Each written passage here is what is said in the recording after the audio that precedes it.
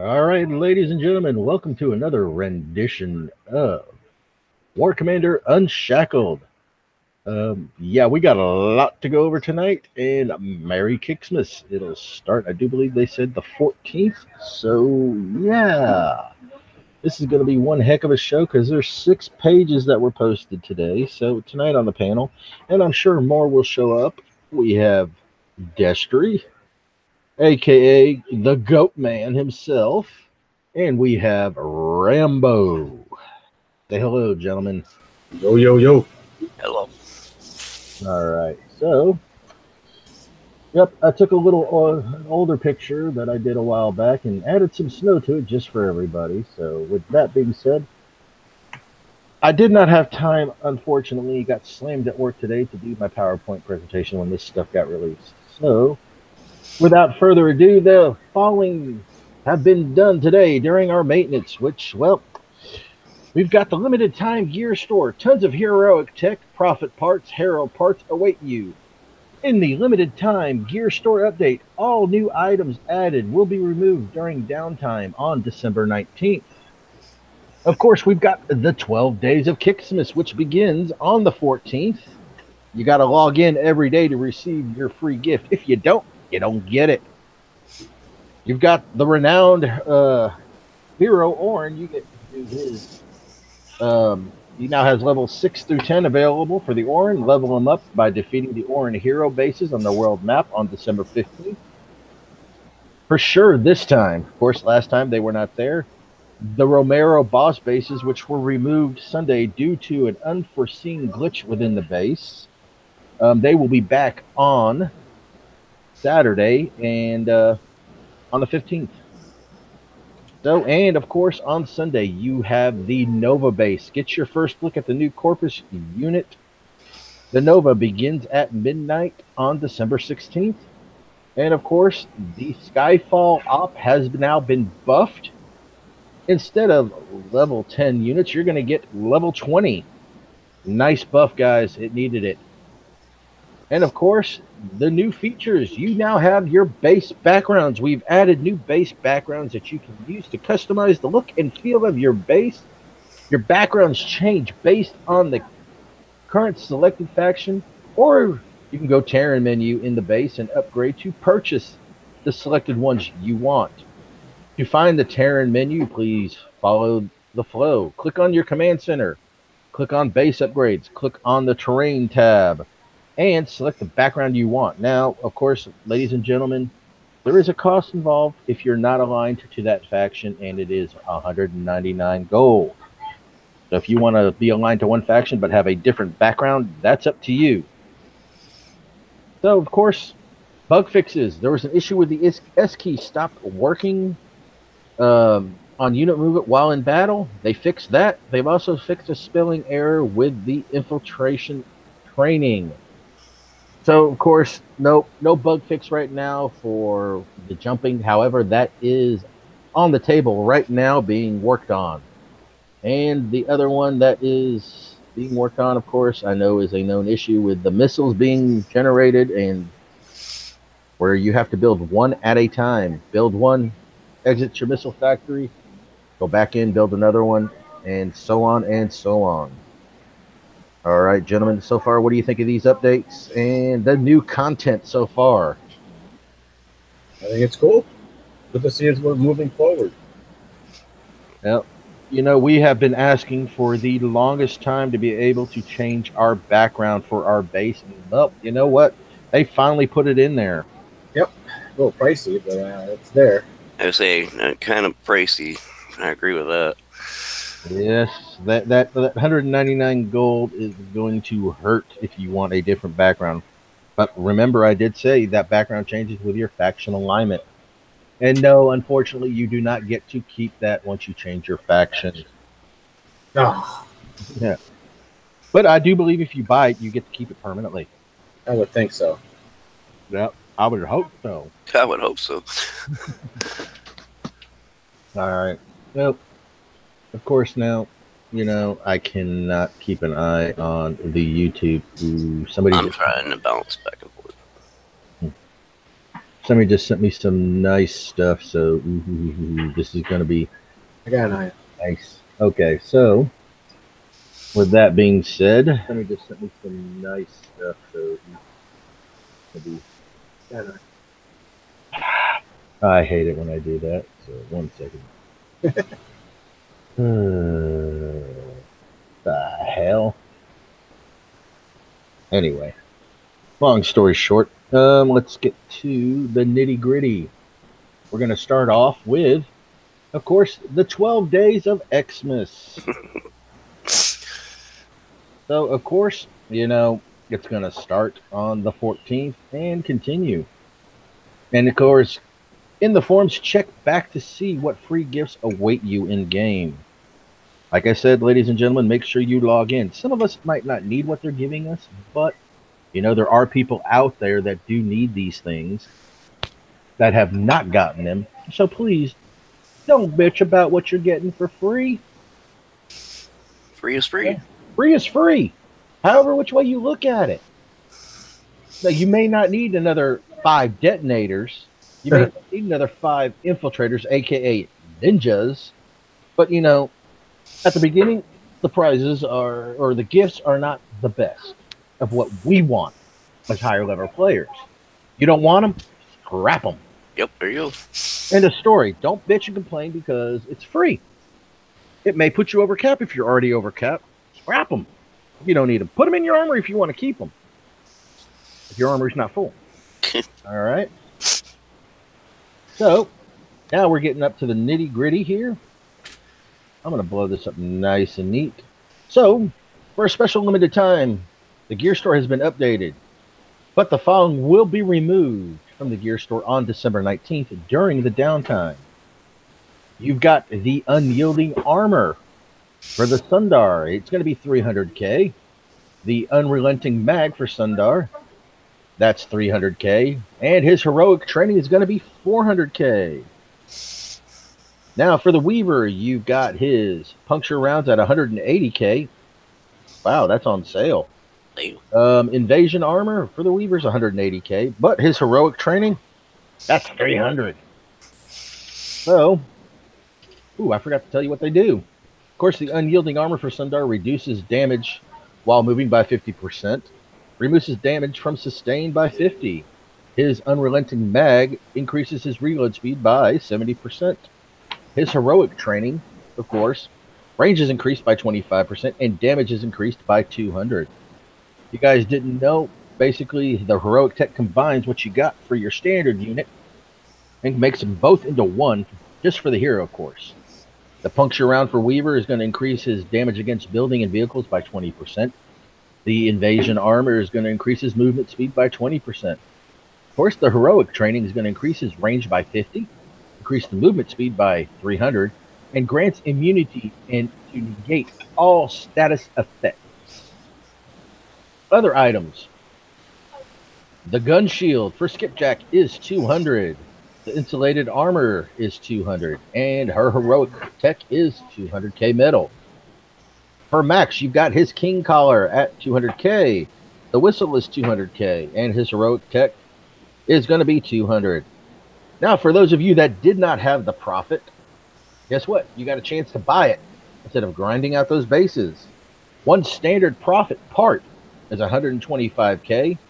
One standard elite profit part is 135k. And then, of course, you can buy the 4-pack of the Omega parts for 440k. Now you've got the Herald. One part is 125. The Elite Herald is 135. Now the Elite 4 parts for the Herald is going to be 440k. Omega Herald parts are 145k a pop. The 4-pack is 500. Now for the Dark Storm, his tech is back. The Dark Storm NOS, 300k. That increases his speed. The Mine-Proof Treads is 300k. Immunity, I think it's 90% of the mines. And the Storm Loader is 400k. The Herald, the Mega Bombs, 400k. His AA Weaponry Kit, which allows him to target air, 300k.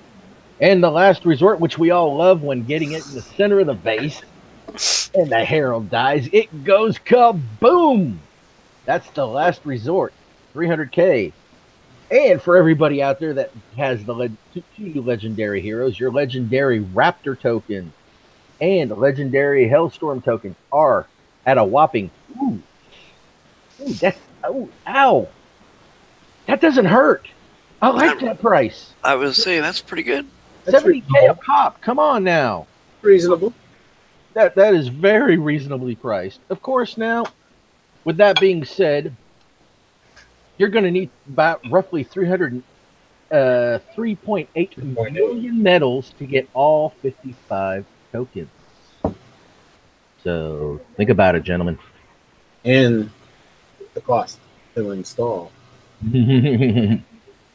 Well, with that being said, though, 70K, you know, I still got 40 Bloodthor I can use to buy medals with if I really wanted to. Wow. I was going to ask on the last show, is there a cap on the Bloodthor on what you can hold? Let's just put it this way. I do not think anybody will ever hit it. Okay, that was kind of my... Rumor has it 1,000. Okay. So I can neither deny nor confirm that rumor, but no. I will say no. It's more than that, but nobody will ever hit it in this game. Right. So, pretty much. Well, maybe me if I keep hoarding these things. Of course, there's a new challenge base that appeared on the map today. The new challenge 5. You will win tons of medals. Well, not tons, but 120 a pop when completing this. Now, it's 1 3/4 of a token. Just saying. What do you guys think? I'm running to a challenge 5 to see what they look like. But it's good to see that there's higher levels. If you can do it, then yeah, it'll make things a lot easier. Hell yeah. All right. Let's see what it looks like. Who's showing? So I'll screen share you out there so everybody can see it. And I want to give a special shout out to Hunter Hamish for monitoring my YouTube for me tonight. He never really gets a shout out anymore, and I don't time him out anymore just because. I love the man. It looks pretty healthy. And as far as Bonda, yeah, you need to contact customer support on your issue. Unfortunately, we don't handle any of that. Only customer support can handle that, so submit your ticket. Yep. So. There's a whole lot in this base. Now, there is already a video out there of somebody using missiles at the beginning to take out the radio towers, and then using Dina with a couple of cyclones, the infamous DEA, as some people would call it, the Dina end attack. Those 3 towers, so that's a couple of missiles, unfortunately. But that is on the official Discord channel, and I do believe it's under community media. So, all right, let's get on to the next thing here. 3 stands, 2 titans. Yeah, there is. It can be done, gentlemen, and that guy did say it was free repair. What? Yep. It was air only. Damn. So I'm looking at air only too, as checking it out. That's free repair. Depending on how quick we get through these notes and whatnot, if you want to pop that base. Yeah, Siren did. If you want to pop that base while we're doing during the show, any of you guys, and by the way, welcome Erwin Rommel, aka Zach. My question is can you do this with SF? So. I wouldn't even attempt it with that. His answer was, and I'm going to say it, fuck no. Look at, they even got growlers in here and some, oh, what the hell is that thing called? Which one? Older units are in here. Oh, well, you've got, let's see here. You've got Howlers, Growler, Disruptors, Jackals. Quite a mix. Huh? Quite a mix. Oh, yeah. Of course, all on the front. And fire guys. I can't remember their name. Okay, I'm going to say it. Caretaker, and Romero.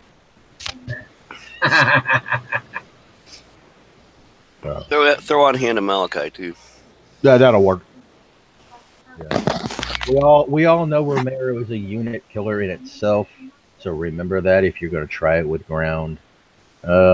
Just watch out for the jug in the back. Oh crap, he's going to try it, so I won't. I was just looking to see what's on aggro. I don't think anything is on aggro, to be quite honest. Guys, where the howlers came running out. Yeah. Oh, there you go. Run, baby, run! All I have is a little detonator here, and I'm like, woo! All right, so now you all know what's on aggro. And remember, these are KIXMAS units, not our units. Right. So there was a show Wrong Thinker did say there are the KIXMAS units, and then there are our units. So think about that. Anyway. So, all right, let's get on with the next thing here. And what is it going to be? Of course, you got the renowned hero Orin. Look at that sexy beast. But by the way, who the heck still uses this guy? I haven't. I haven't either. I haven't. But of course, you know, he gets a massive hit point boost at level 6. His HP goes up to 8.6 million, and the damage is going to be 370. The level 7 is 9.75, and DPS is 418. Level 8, 10 million 8, and 466. Level 9, 12 million and 515. And the Biggie Whopper is the level 10 at 13 million 563. The talent spawns wingman drones at 50% and 25% health point. The Orin base is going to look, ooh, that looks nice. I kind of like that. Of course, he's going to start on December 15th at 12 a.m. Pacific Standard Time, ends on the 16th at 12 a.m. Pacific Standard Times. The rules apply. Sentinels and Survivor units only. You're going to get one heroic token only on that. Ooh. What do you think, guys? Honestly, worth it or not? My opinion, I said no. I'm wondering how many hunter shots he's going to be able to take at level 10. He's just too slow, man. Zach's answered over on side 2. What is it? Because say it again, Zach. I can't see it, fortunately. 1 second. It's worth it, but no. He's saying it's worth it. So, you know, guys, if you like those old units and whatnot, Zach is the master of those. There are a few other people out there that do like these units, so level 10 has a range of 550, so he's saying worth it. Any anti-flak turret. Interesting. Very, very, very, very interesting. And hold on, ladies and gentlemen. I got one person that wants to come on, and I'm going to send him the link. Even though he flattened me the other night. It was all in fun and games. I can guess who that might be. I wonder who. Who do you think it was? Anonymous? That's a possibility, but he didn't. He missed the main stash of the Klondike bars. he got my decoy. He didn't get the main stash. Bam, nailed it. Such thing. I didn't do it. What'd you lose on my undefended base? Come on now. 6 Raptors and 3 gunships. Just imagine if I actually put defenders in. You'd be in trouble, wouldn't you? I'm not going to tell you I did it on Ruby. Oh. Okay, tell us you did it on Ruby. Admit it. I did it on Ruby. I had too many guys at my base. I love my sector. They're pretty active. Anyway, so have you read over so far the update notes and all that stuff? Oh, yes. What do you think of the updates? I absolutely love my my new base design. That's really cool. Your new background, your backdrop, whatever you want to call it. Yeah, it's pretty awesome. I think the prices are a little bit steep for the other ones that you can unlock, but it is what it is. Either pay for it or don't. Okay, what about the gear store update? Gear store. Let's see. My Raptors are level 18, so I'm really happy. Okay, as payment for flattening me, you get to open me up a bunch of 1,000 bases. Has anybody figured out how many how many he's gonna have to do? 34. Oh, you can do that in one night. Come on now, you don't need sleep, right? That's what I'm working on, actually. Okay. Well, how about this? You can do the base, the 1,000 base for us a little later on, if you want. You don't have to. Sounds good to me. I'm going to be doing them anyways. Alrighty. So, of course, you heard about the Orin stuff. With that, the next step in the evolution in our boss bases starts this Sunday. The Nova Boss Base. Of course, we recently received intel on the new Corpus super weapon. Under active development, this prototype goes by one code name, the Nova. Be warned, despite being labeled as a prototype, the Nova seems to have a limitless potential on the battlefield. From what we've been able to gather, its primary weapon can charge up to match the energy needed to kill its target. Stated bluntly, if the Nova is able to successfully hit the target, the shot is nearly always fatal. So they changed it up just a little bit. It is not going to be a one-shot kill. It possibly is. I'm going to say 75 to 80% one-shot kill. Now, of course, all is not lost, Commanders. The estimated charge time needed to fire upon some of our tougher units can be significant. We can use this opening to our advantage. In addition, while nearing the final stages of testing, it's quite not ready for combat. It seems the prototype shot accuracy is very low. Unfortunately, it looks like the Corpus is aware of this flaw and actively producing ground drones whose sole purpose is to provide the Nova with updated targeting data. Ooh, new tech for it coming out. Yeah. Of course, the sole purpose is to update the data. If this target is approached, ensure these drones are kept away from the Nova or destroyed quickly before focusing on the Nova itself. Now, of course, that's what the drone looks like. What is that? Man, that looks like the Cerebus drone, doesn't that? All right. The Nova charge-up time is directly related to its target's current health. In theory, many lower health units will quickly be dispatched by the super weapon. If they get within range, units that are damaged will be fired at faster than undamaged teammates. As the Nova the Nova's charge state effects is a large area, clumping up units is not advised. So in other words, the X key, ladies and gentlemen, spread those bad boys out. Press F for the ERMs to show some respect because you're going to use them.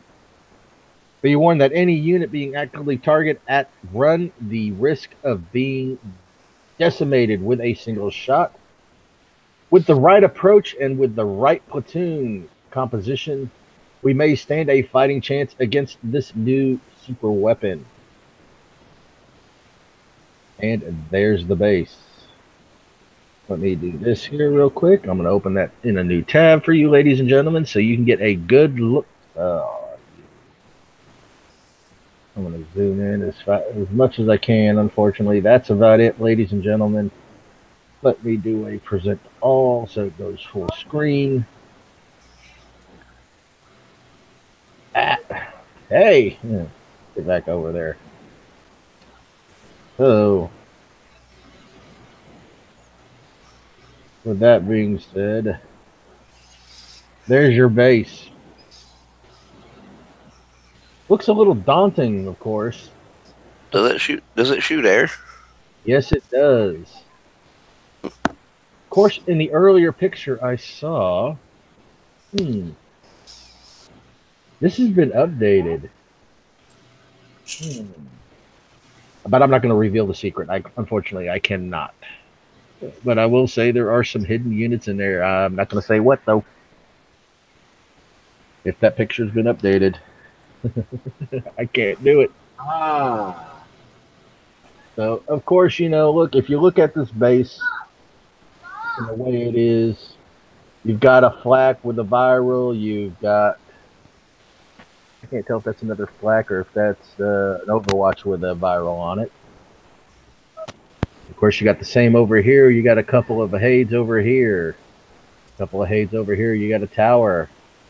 And another tower. There's your railgun with absorption. Your another hunter. Here's another hunter. All with absorption on it. And of course, in the way back is your missile bastion. And of course, radio towers in there. So forget using stealth units. Two radio towers in there. Multiple. Four. Yep, I see all four of them now. There's 4, and this doesn't look promising. I see the missile silos, and of course you got. I'm wondering what they got in those. I'm gonna guess Achilles GS. Come on, guys. You think that base is doable? Oh yeah. With a little damage. Now remember the charge time on this thing. Let it target that highest health unit you got. I'm saying Romero, and then move them. Get them out of the way. Yeah, I'm wondering if the recharge time will reset once you're out of range of it. I think so too, but that charge time is there, so this is where your ERMs are going to come into play. Is it like the Prophet? That I don't know. I can probably find out. Because I know when the Prophet charges up and it changes target, it's got to recharge back up. So your slow-mo op work in this base? Probably. So, It shouldn't affect the Nova because Nova is unique. So Right. Exactly. But remember, it's going to affect the other units that are coming out. So, and of course, you got your war factories here and here, which are going to be popping out units left and right. So, maybe, let's see here. I'd come over here, honestly, first. Take something air. Take out the defense lab. There goes part of its, Power. It's defensive capabilities and whatnot. It's little boosts. And, of course, you can take out that radio tower from the distance. And then do the same over here. Come over here, You're going to have to take this out, unfortunately. And take out the radio tower. Got to be careful with the Hades. Raptor the missile bastion. You can't use Raptors in this, unfortunately. Right. Now, if you have the Oni MK2 op, comes in handy, but for that cooldown time. Fortunately. So think about Oni MK2s. You it got should them. be a single hit base as well, if I'm not mistaken, right? Usually these are single hit bases. So. Because I know the Romeros were. Every Shadow Ops boss base has been single hit. But I'm wondering, are they going to increase the timer to, let's say, like they have recently, to 10 minutes? Increased timer often indicates increased difficulty. Exactly. Exactly. Yeah, Drakens in the watchtowers. Yeah, I believe it. It's electric, guys. Also, maybe Yeah.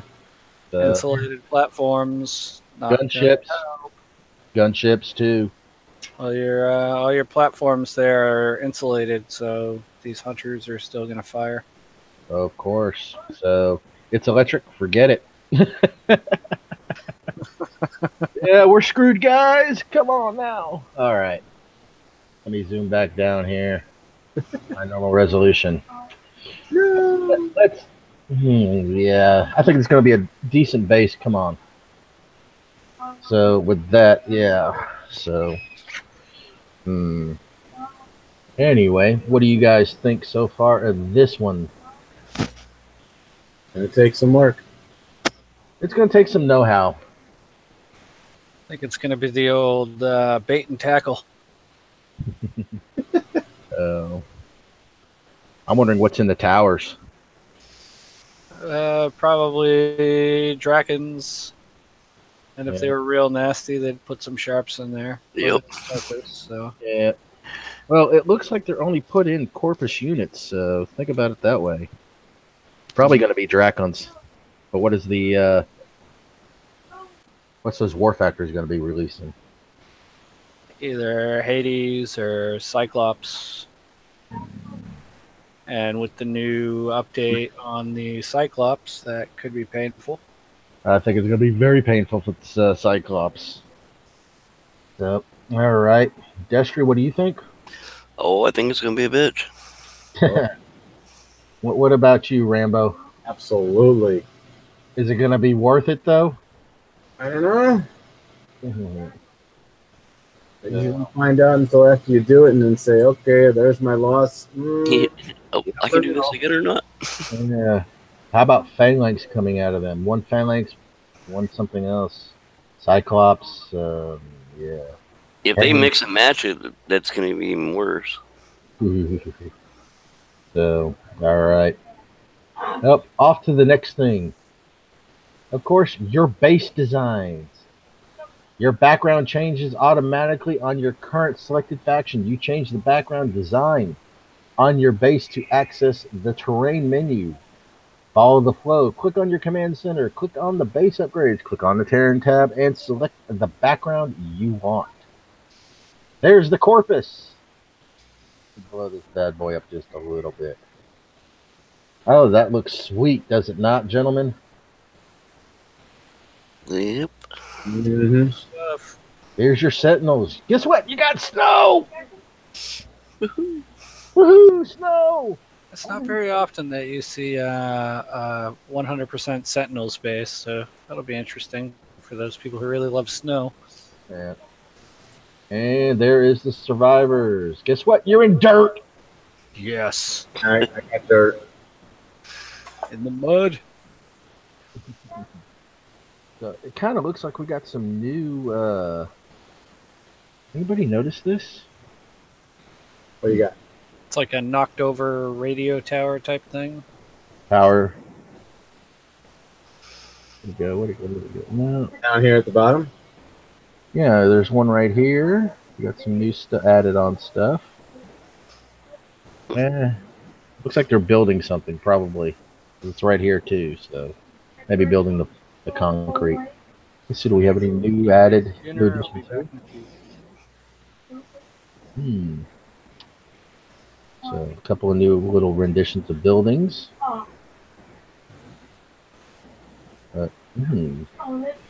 Out of all of them, honestly, I like the Corpus the best. That's just me, unfortunately. So, which one do you guys like the best? Gentlemen? I like the dirt. We'll start off with Rambo. What do you think? I got dirt, and I like the dirt. All right. Destry? I like the Corpus. That's what I have at my base. And Ramel, what do you think? Which one do you like the best? Be honest. Me. He don't care. He'll go with the Like, meh. neutral. He'll stick with neutral. He don't care. So, Anybody got the game open right now? Yep. All right. I'm gonna screen share you real quick. All right.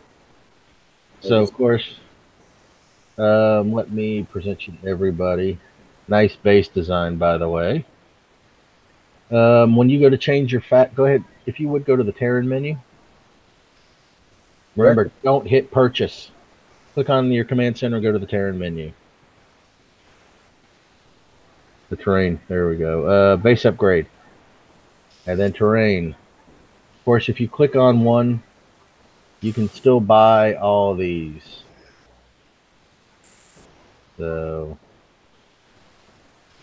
you got the death. You got nothing. Nothing. I see nothing. I So think they got a little more inventive. I mean, these are some of the ones that they have in. in the bases we have to hit, the event bases. Exactly. So, and it costs how much per? So, 199 gold if you want that one. That's up to you, ladies and gentlemen, if you want to change up your base. So, Desert, skulls, snow, and train tracks. yep. So, those are extras if you want to buy them. You don't have to. Not saying you need to. Because you get a different one each time you change your faction if you want to change it over to something different. So, Weird how this desert looks like it's going to be white, and then you click on it and it's brown. yep, there's nothing there. Literally, it's barren.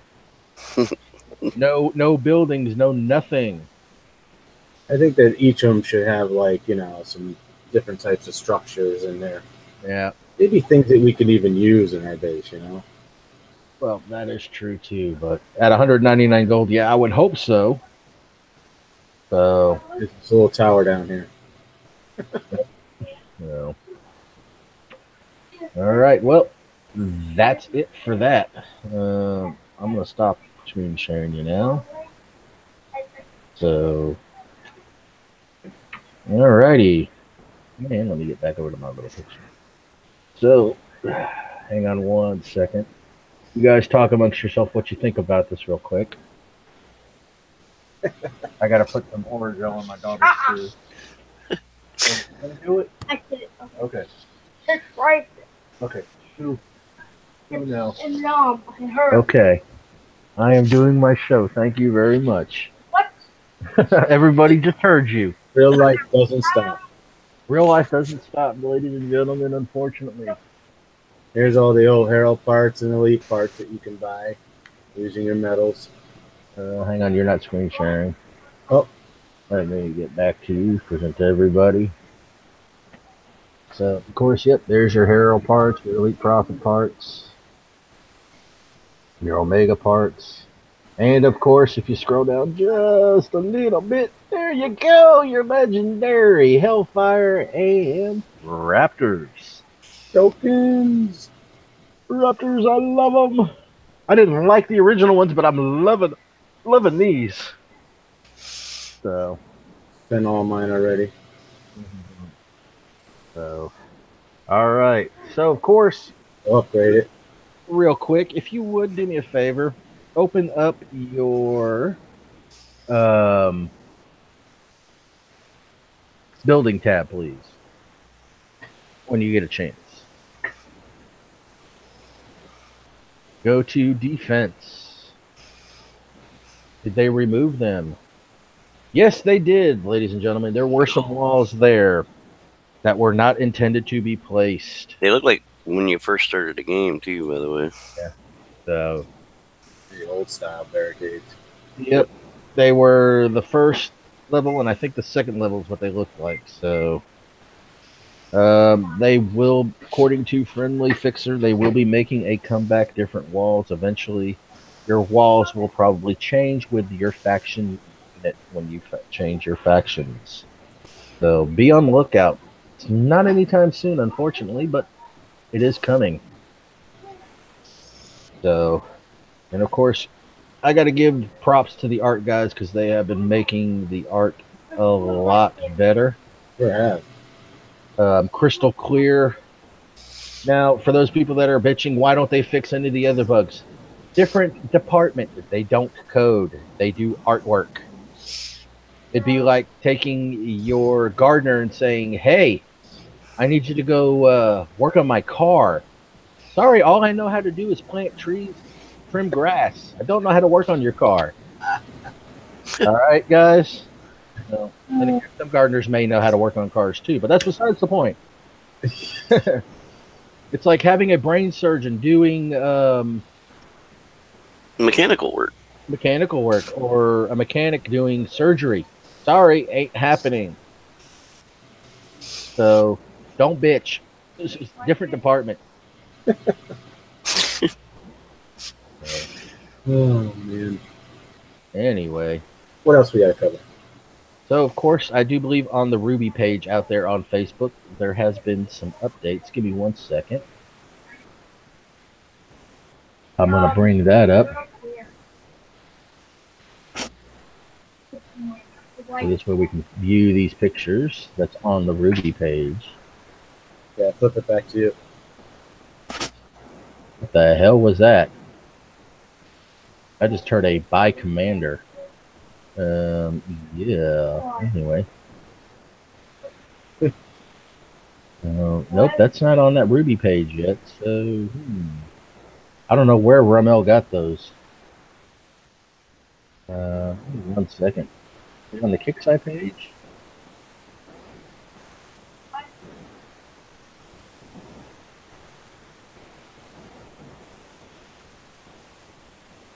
Nope, they're not there yet either. Where did you get those pictures from, Ramel? Red Locust 1 is on Kickstarter. On the KIXMAS? Okay.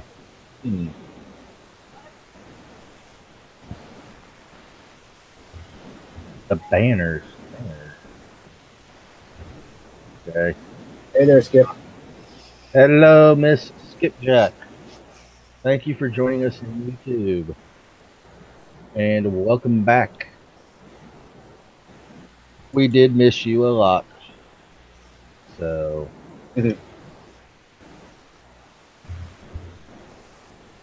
Yeah, so by the way, ladies and gentlemen, for those of you that are wondering, we've asked for different backgrounds. Don't complain. Please don't complain. I like it. I like it a lot. I like the background. I just think there should be a little better variety. Give it time. Give it time. I'm sure they're going to come up with more down the road. Just using ones that they've used all along. Well, these ones for the faction units are totally different.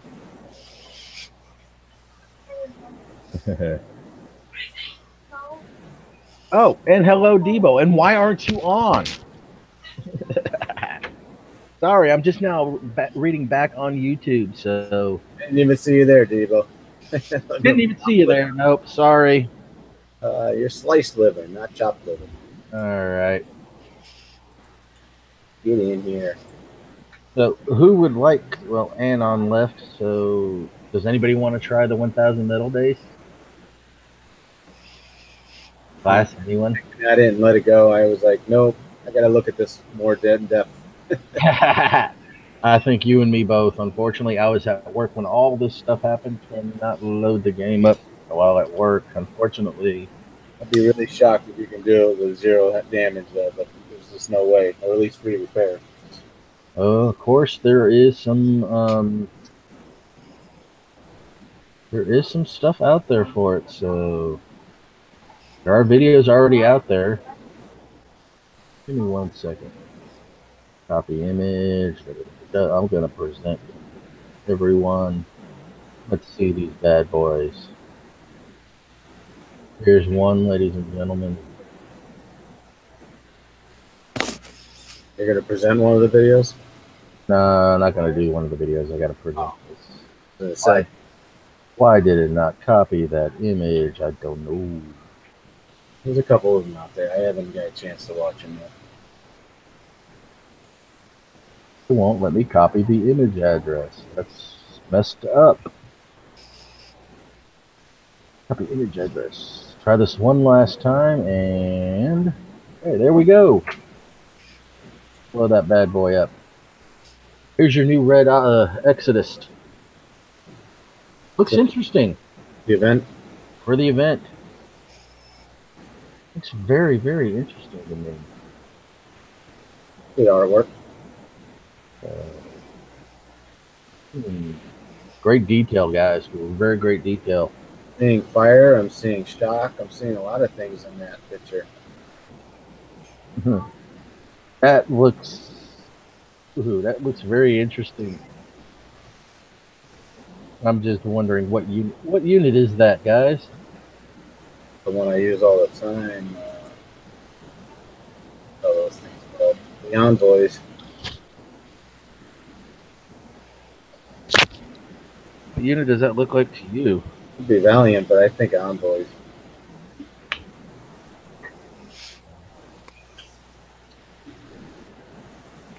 Anybody else?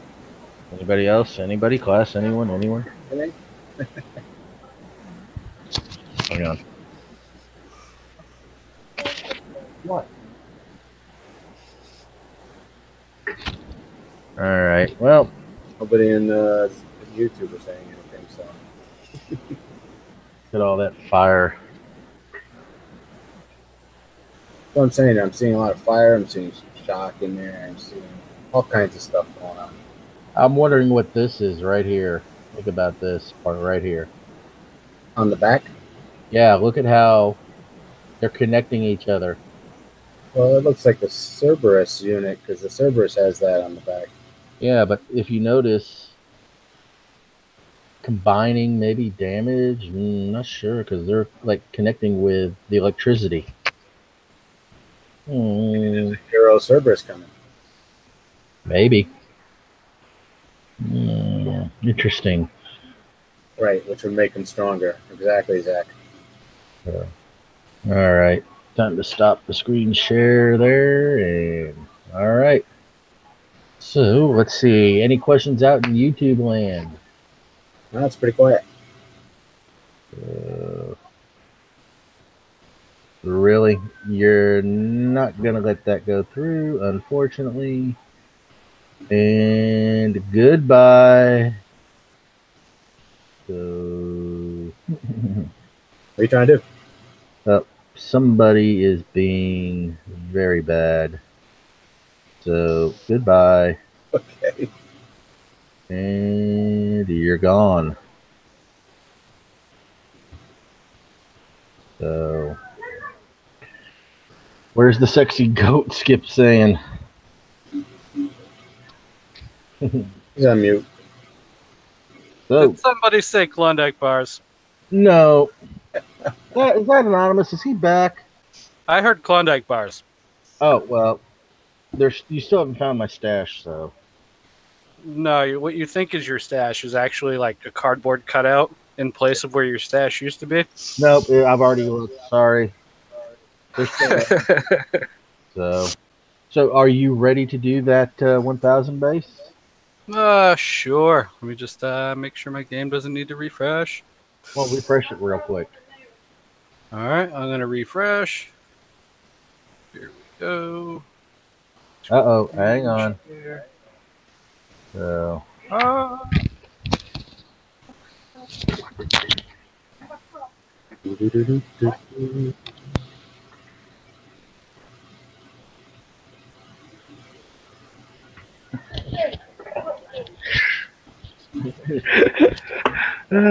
give me 1 second, Skip. I'm sorry.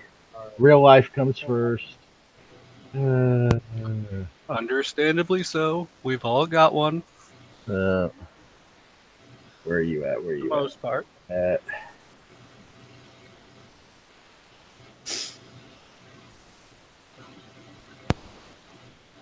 And you will have it on your Facebook here. Come on, Skippy. Uh-oh. Skippy's coming for my Klondike bar stash that I stole from you, that you stole from Adele, that Adele stole from me, that I stole from you. Yeah. Pretty much. And they're still good? Well, why isn't anybody eating them? Because they're like gold bars. all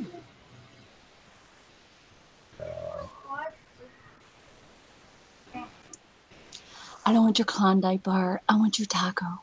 Oh my god. Oh, God. Sweet taco. I want your taco. Pink tacos, brown tacos, peach tacos. Give them up. Tacos A and chocolate starfish for dessert. Taco flavored kisses. Oh, Jesus. God. Oh my goodness. It's so good to laugh and have some fun, and not in light of anything else that has or has not happened in my life. I just wanted to pop on and say hello for all of those of you who are haters out there and are like, oh, look, she's doing the show. She said she never would. Shut the fuck up. Oh, hang on. Before you even start. What? Before you even start, okay? Yeah. For those of you that really think this, Skipjack is not a producer on Unshackled. Nope. She is not a producer on any show that I know of other than her own. Yes, and I have my own. Oh, I share my. Oh, yeah, they're private, but I do share them. So, for those of you that think that, Skipjack has no affiliation with Unshackled itself. She goes on any show she wants. She can do whatever she wants. Well, hang on. I go on any show where I'm invited, including live Twitch streams. And there are a lot of guys out there that are doing live Twitch streams now on their own. And I love that. I like live twerk streams. Mm-hmm. No, that's Twitch, not twerk. Yeah. Oh, there's a difference? Yeah, it's not live RedTube. just a little different. Live Pornhub streams, okay? Okay. So Oh, with no, that that's being what said, you're into. with that being said, Skipjack, welcome to the show again. Good to see everybody. What's up with the goat? He's all muted. He's probably beating his kids right now. Did you say beating is me? What? Kids. Kids, not as me. Oh, you said kids. I thought you said. I swear. I thought And that is all in fun and joke, ladies and gentlemen. I don't think I've never heard him, even raise his voice to his kids. So no, there was just no. no. He's No. okay. He's stroking the goat. There you go. That's what you say. I was tenderizing the meat, all right? Tenderizing the meat. There he is. Oh, boy. I gotta tell you, this man, I love him. He's not too far from me. And on several occasions, he's headed towards the East Coast and gone right past me. And Jim and I were tied up. We're back from the East Coast and gone right past me. One way or another, I don't care if I have to shovel my way through some, 5 or 6 feet of snow. We're going to hook up with this guy and we're all going to get together. We said we were going to try to do it for a Christmas card. But Chad and Destry got me in a hangout a couple nights ago. After Saturday night. And that's all I'm going to say about that. After my sister-in-law's funeral on Friday, had a horrific day on Saturday in game, hoping to reconnect with people, and instead it was horrific. And they got me in a hangout, I think it was night before last or 2 nights ago. And they're like, come on, Skip, it's like, let's just hang out, and just talk about whatever. And we did. I won't talk about everything that we talked about because we did talk about the game too. But he told me a joke, and he sent something to Chad and made Chad read it. And then, so Chad sent it to me, and then I read it, and then they told me some other kind of joke. I laughed so hard. I'm glad I had gone to the bathroom beforehand. I couldn't breathe.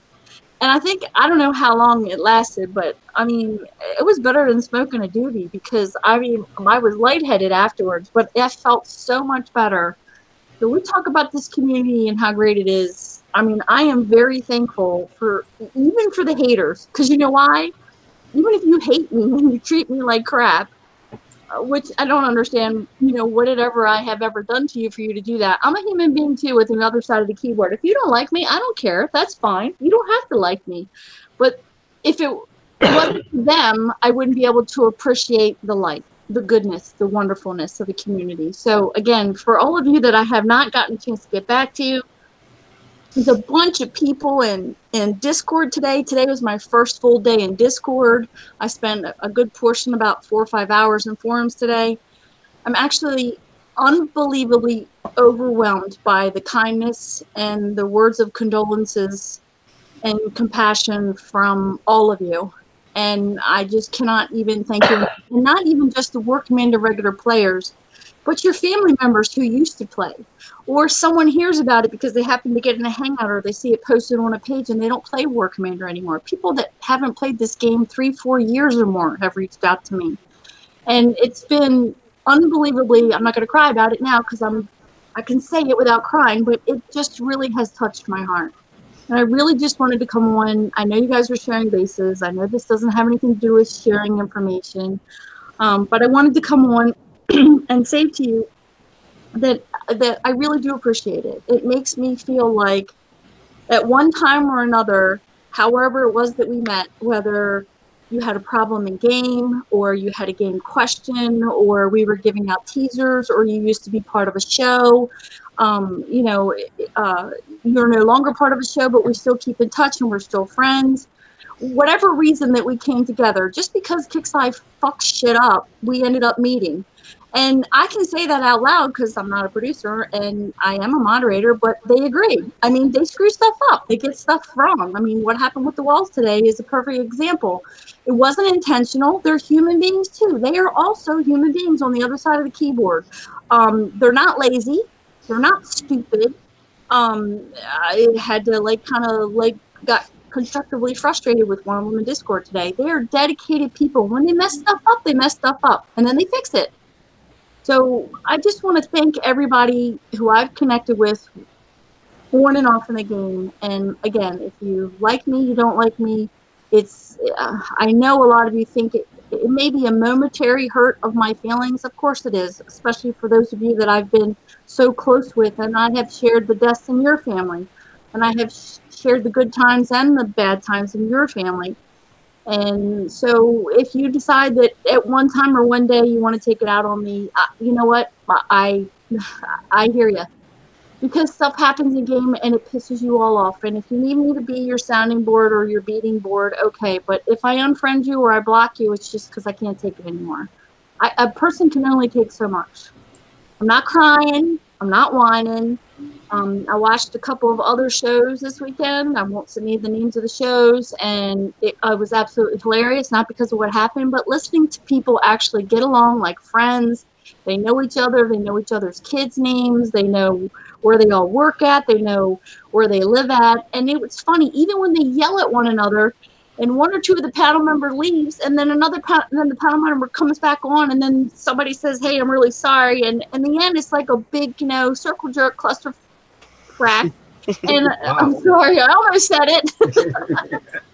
and a love bug hug, and it's just like, it's really great. It's really great. They share great information with the community. They had a little bit of a spat, and then, people get hot-headed, come back in, say, "I'm sorry," and then they all get back together again. And it's like, it's really, really great. And I hope for those of you that have had those overwhelming moments and you just kind of lost it, a few of you, I had an overwhelming moment in a hangout the other night, and I lost it. If I'm screaming, it's because I'm pissed, and it's not because I'm wrong. As a human being, yeah, I'm wrong. But if I'm screaming at you, it's because you're not hearing what I got to say. So it's not because I'm a female. It's not because I need hormone pills. It's not because I'm PMSing, because there ain't no junk down there no more, except for the fluffy girly stuff. I mean, none of the other stuff is going on. It's because I know what I'm talking about. I'm good at what I do, and I know what I'm talking about. And if there's things I can't do for you, then stop taking it out on me. Stop taking it out on the team. Stop taking it out on the panel members. Stop taking it out on your teammates. Play the game and have fun. If you want to come hit my base, hit it. I don't care.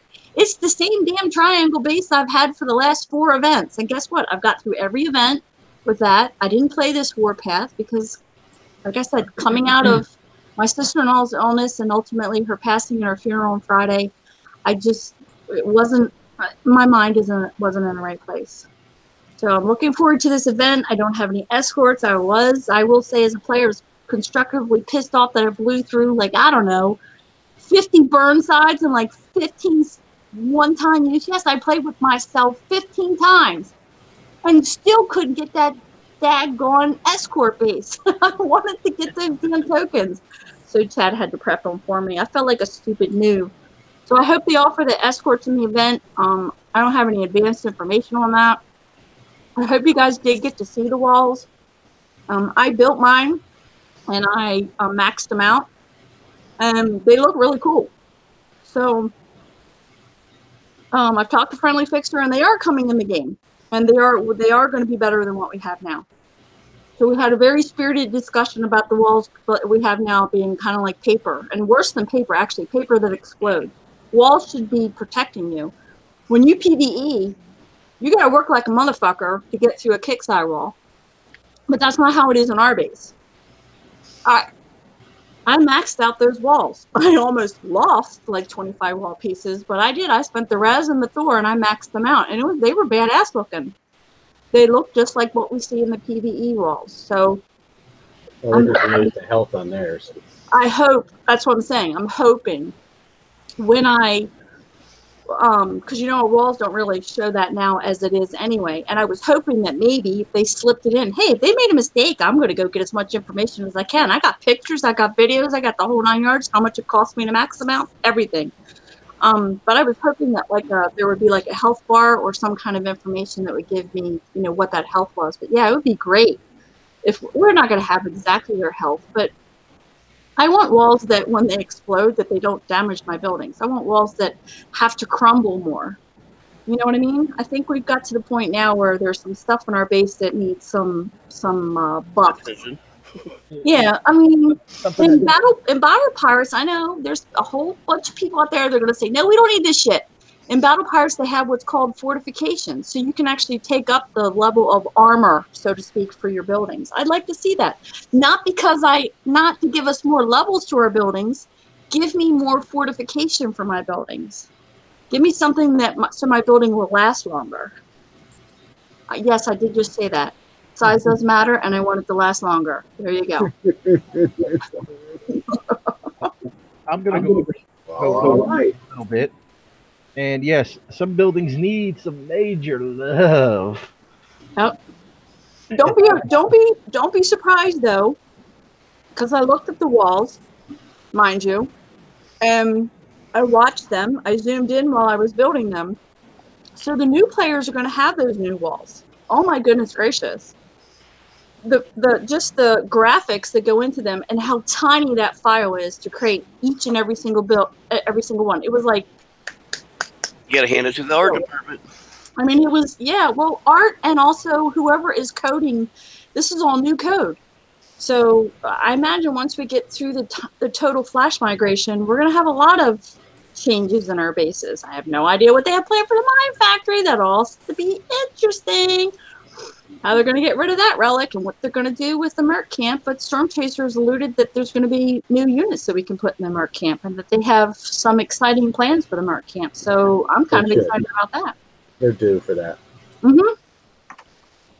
Definitely. I still use my Mercs. All my Mercs are maxed out. I still use mine. I always have some built in case I'm like, fuck. And you've got like 15 seconds in the base, and you have like, I don't know, a nick of life left on a support turret. You have nothing else to throw in there, or not what you need. I'll throw them in there. It's just, whatever it is that I need. Definitely a last call unit. Oh yeah, I don't use them. I mean, I don't even PvP. I'm just use it as a distraction. Yeah, they're good for distraction. They're great for the people who are upset about the bases that were the island bases, where where you had to cross the stream. They worked great for that. And you could do it. You could do it. And the Viper X bounced like, he was a Viper X Jesus. He just walked right on the water and boop, boop, boop, boop, and was right on over there. I mean, there was a lot of people that didn't know that, or didn't have a Viper X, or, didn't have Mercs. Hell, some people don't even know what the Merc Camp is. They've never built it. So I'm excited. We've been asking for new base designs. Layout designs for years, and a lot, especially since this new team has come into play in the last 2 years, for that, because the art has become better, the technology has become better. So I think they're doing a really good job. David, did you share about the jumping issue, the relocate issue? Have you shared that yet? Yes, I have. Okay. That it is on the chopping block right now to be fixed. Yeah. Yay! But unfortunately, Friendly Fixers did say, unfortunately, it would require a maintenance to do it. So they will not be able to hot patch fix that. And that's okay. I'd rather them fix it right That's right. than to try to temporary do it. Also, the tune's not repairing overnight, or you're out someplace else on the base, doing something else, and you come back in and your tune still hasn't repaired, or it still has the same amount of time. Unfortunately, I had made a series of videos and he hadn't seen all of them. So I did a series of videos with stopwatches. There's this thing called Cool Timer. It's free. It's a free program. It looks like a little red alarm clock in your system tray. It's a free program, and I used the stopwatch feature on the Cool Timer, and I just ran several Bandicam videos of what was happening in my base. And like I said, if I'm having problems, if my rig is having problems, then there's a problem. And I was having the same issues with tunes not repairing overnight, tunes taking twice as long. So anything that was supposed to be, I have one tune that was 7 minutes, and it took 23 minutes to repair by the stopwatch. So a 7-minute repair. I mean, yeah, normally I would hit speed up. Of course I would. But the other thing that I noticed is that it usually only happens when it's 45 minutes or less, which is really weird. So anything over an hour, if I put the stopwatch on, with the second mark running and the minute mark running, it seemed like it was the right amount of time. So I don't know when it is that it gets out of sync. I don't know. But definitely anything under 10 minutes is taking twice as long to repair. It's not twice as long for gold. It doesn't charge you that much. The clock just doesn't count down that much.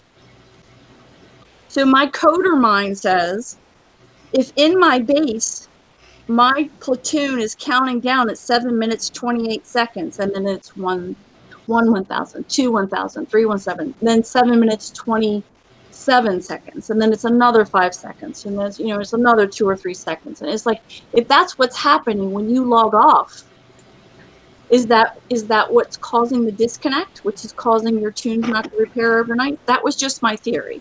I don't know. So I sent him the videos. He said he's going to look into the videos and he's going to dig into that too. That's his next project after he gets the jumping issue fixed. Because it is really frustrating for PvP when you're trying to jump that you get that forever loading screen. Because your ass is getting hit because somebody followed you. Yep. Because you just jumped. So, Skip. Yes, dear. Here's one for everybody that I think will enlighten a few people. How to read a trace route. Oh, yeah, that'd be cool. Correctly. You haven't done that yet? I have not done that yet. I'm going to do that now. All these daggone shows I've missed for all these weeks and months. Yeah. You haven't done that yet? No, because I've been. Whip it out, baby. All right, so You're single. Whip it out. Don't forget to present yourself. Yep, I'm going to present myself. There you go. Don't forget. It's all about the angle of the bow dangle. All right. So, Yeah, I have actually 3 trace routes here. I have hidden and masked the real IPs of where this person is, or these people, I should say. Oh, wait. And since you said that, never, ever, ever. What he just said, he has masked them. If you don't know how to mask your IP address, do never, ever share what he's sharing right now if you do not know how to mask your IP. Because I have seen them, and some people don't even realize that their own real-life name and their address is attached to it. Never, ever post your trace route in Discord or forums publicly, ever, unless you know how to cover it up. Go ahead. So, with that being said, okay, you've got Hop 1 and Hop 2. Hop 1 is 99.99% your router. Okay, there are going to be times where you're plugged directly into your modem, and then the Hop 1 is actually going to be your real IP. Hop 2 is going to be 99% your real IP, your ISP, your internet service provider. All right? Hop 2 is going to be... Normally, Hop 2 is going to be your internet service provider, which is your real IP. What the IP of your router is to your internet service provider. Now, in this first trace route, there is a lot of internal routing going on within his ISP. Okay? The 10 dot numbers, anything that has 10 dot whatever, is an internal IP address. That is not a public IP address. Normally, you will see 192.168 dot something dot something. That is also an internal IP address. Those are usually routers. And then there is, I believe, 172 dot. Oh, geez, I can't remember that one. It's only a couple numbers, but those are hardly ever used. All right, so these first three numbers that you see here, that is the ping time to the router or to that hop. So router, real IP, router. Mind you, this is not out of your house yet. This is not out of your house yet. Usually the first two hops are not out of your house. So look at all those milliseconds. You're still sitting on your couch in your Berkelinder lounger. Mm-hmm. Chances are this guy is. These are right here are good. Yeah, they're not bad. I'm just saying freak out. These are very good ping times. Okay. Mm-hmm. Now, when you get to, let's say, here, hang on. I forgot to put the 8 and hop 9. Do not be alarmed if you get request timeouts. Don't be alarmed. That is what's called ICMP traffic, and it is being blocked at the router level. Okay, that is a normal. That is to prevent what's called DOSing, a denial of service attack. Yep. All right. That's a good thing. That is a good thing. That's like keeping you secure. So I'm going to guess this is all within this guy's ISP. This is all internal routing, and then you got hop 8 and 9, which is probably this ISP starting to go out to what's called their upstream provider. Okay? When we talk about the speed steps, we talk about upload and download. That's the upstream provider. Go ahead. So the next one, this is where this guy's problem starts. Because he was at 26 milliseconds. 5 times. It jumps to 150 milliseconds. Mm-hmm. This is the upstream provider. This is who they get their internet provisioning from. Mm-hmm. All right. Now, some people will give just the IPs. Others give the names, as we'll get down into here a little later on. All right. Now, this is going from his ISP. Hop 10 goes to his ISP. The other one probably is ISP. This is going out to over the seas right now. These are overseas IPs. Mm-hmm. Then it starts to go into the network layer, which is going across the sea. Mm-hmm. In some cases. Literally. Across the pond. Across the pond, literally going underneath that ground, going, miles upon miles upon miles. Thousands of miles. Remember, there's only so much you can push through that little copper line. That's right. So, of course, then it goes down to here, which is, the last one is a KIXMAS server. So, he's doing great on hop 7. When he goes from hop 7 to 10, 5 times the amount. Now, you're going to start seeing lag. Mm-hmm. You're going to start seeing loading problems. Yep. And whatnot, anywhere between 120 to 150. Anything over 150, I hate to say it, but it is true. It doesn't matter what your speed of your network connection is. Doesn't matter what kind of computer you have. Doesn't matter what kind of computer you have. You're screwed right there, unfortunately. And there is nothing KIXMAS can do about it. There's nothing a moderator can do about it. This is not KIXMAS' responsibility. This is when you get with your ISP and say, hey, I'm having problems reaching here. Here is my ping times. Here's my trace routes. The issue is between you and your upstream provider, unfortunately. And it's also like KIXMAS will ask you, that's why we tell you when you send a ticket to always send your trace route with your ticket. If you're having those kind of problems, you think that might be what it is, send it ahead of time, because no offense, but the not the new guy off the block in customer support, but all the customer support representatives know how to read a trace route. So if they were to see this and you were to say, where I'm getting a lot of lag or X, Y, and Z is happening, they're not going to blame it on your computer per se, but they're going to see already that you're having issues. And if that's the case, then and if you're not really sure, grab a moderator, grab me, grab David, grab one of the moderators. And if one of the other moderators, I mean, Cybertoad knows how to read one, grab one of us and we'll get with you and then send us the trace route. We never, ever, ever share any information. If anything, I have PM'd people upside down and backwards and said, oh my God, I can see where you live. Here's your name and here's your address. You don't want that information to get out there, and I will delete their stuff off of Discord and I'll delete their stuff off of forums. Yep. But very quickly, I will take it off. I'll save it so I can walk them through it. But the customer support might kindly say to you, this isn't KIXEye's issue. You're having problems. They might not say you're having problems with your upstream provider, but they can see by looking at their trace route that you're having issues. And in that case, if KIXEye's if they're not being forthcoming with you, if you get one of the better ones or one of the expert panel members that David and I and some of the other team members have been working with that are understanding how to read trace routes better, if they're not forthcoming, then grab one of us. Yeah. Grab one of us and we'll explain it to you and we'll tell you what to say to your internet service provider. Sorry, go ahead, David. Now, when you do a trace route, the maximum amount, each one of these numbers is considered a hop. Okay? Yes. Going from hop 1 to hop 2 to hop 3, and each one is a different router. So the maximum a trace route will go is 30 hops. Yep. If you reach 30 hops, there's a huge routing issue. Yep, and you'll get DC'd every single time. So it doesn't matter where you are. So as you can see, this guy's ping times, or his, I call it latency, which is the true term on that. Right, and that's what you'll hear from customer support. They'll say, unfortunately, you're having a lot of latency issues. This is not related to the KIXEye servers. I have seen those answers from customer support, and I understand that people do not even understand what that term means, and that's okay.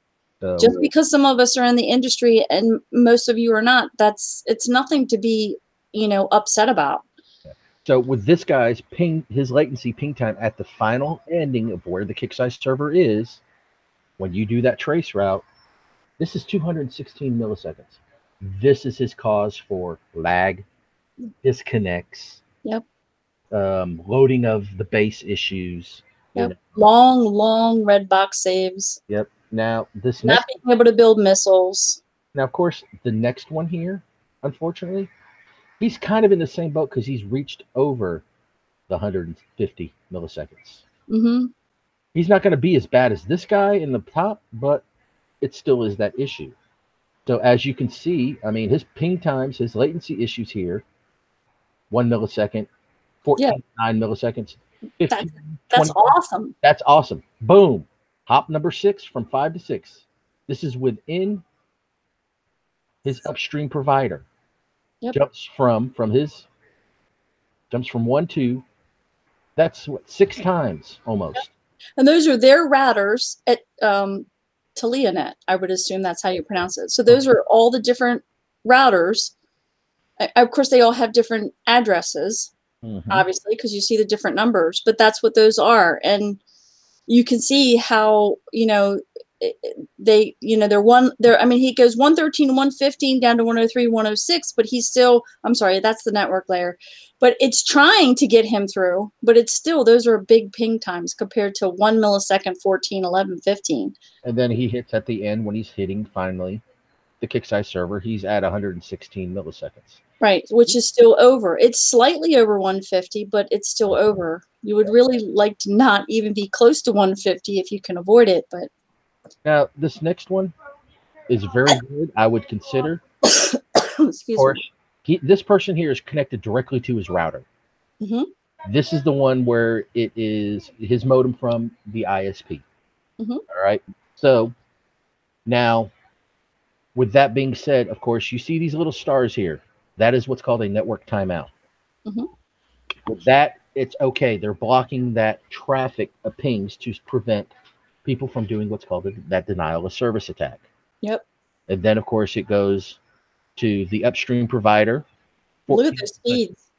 Very good speeds. Insane. That's awesome. Single digits. Yep. And then, of course, it goes through network layer, and then boom, 66 millisecond ping time. That is an awesome ping time. Yep. And if you notice, he's one hop less. Yep. The less hops you have to a location, the better your performance is going to be. But you also have to consider the latency, the ping times within that trace route. Yep.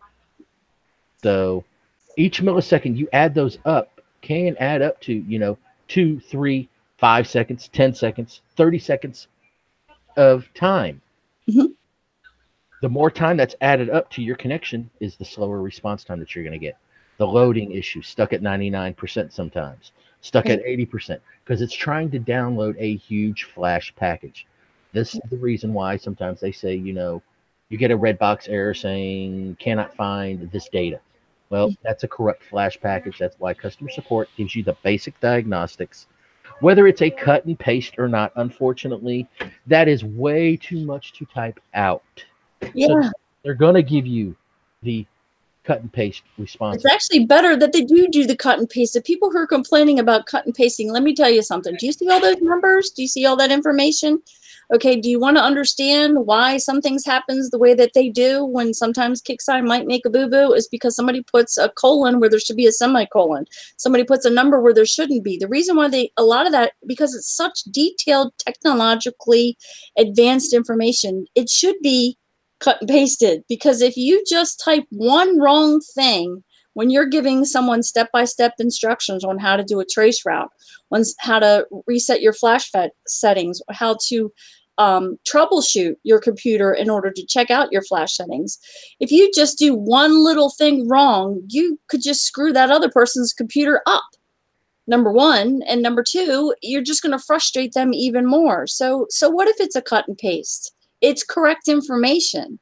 Yep. They're trying to rule out everything possible in some cases.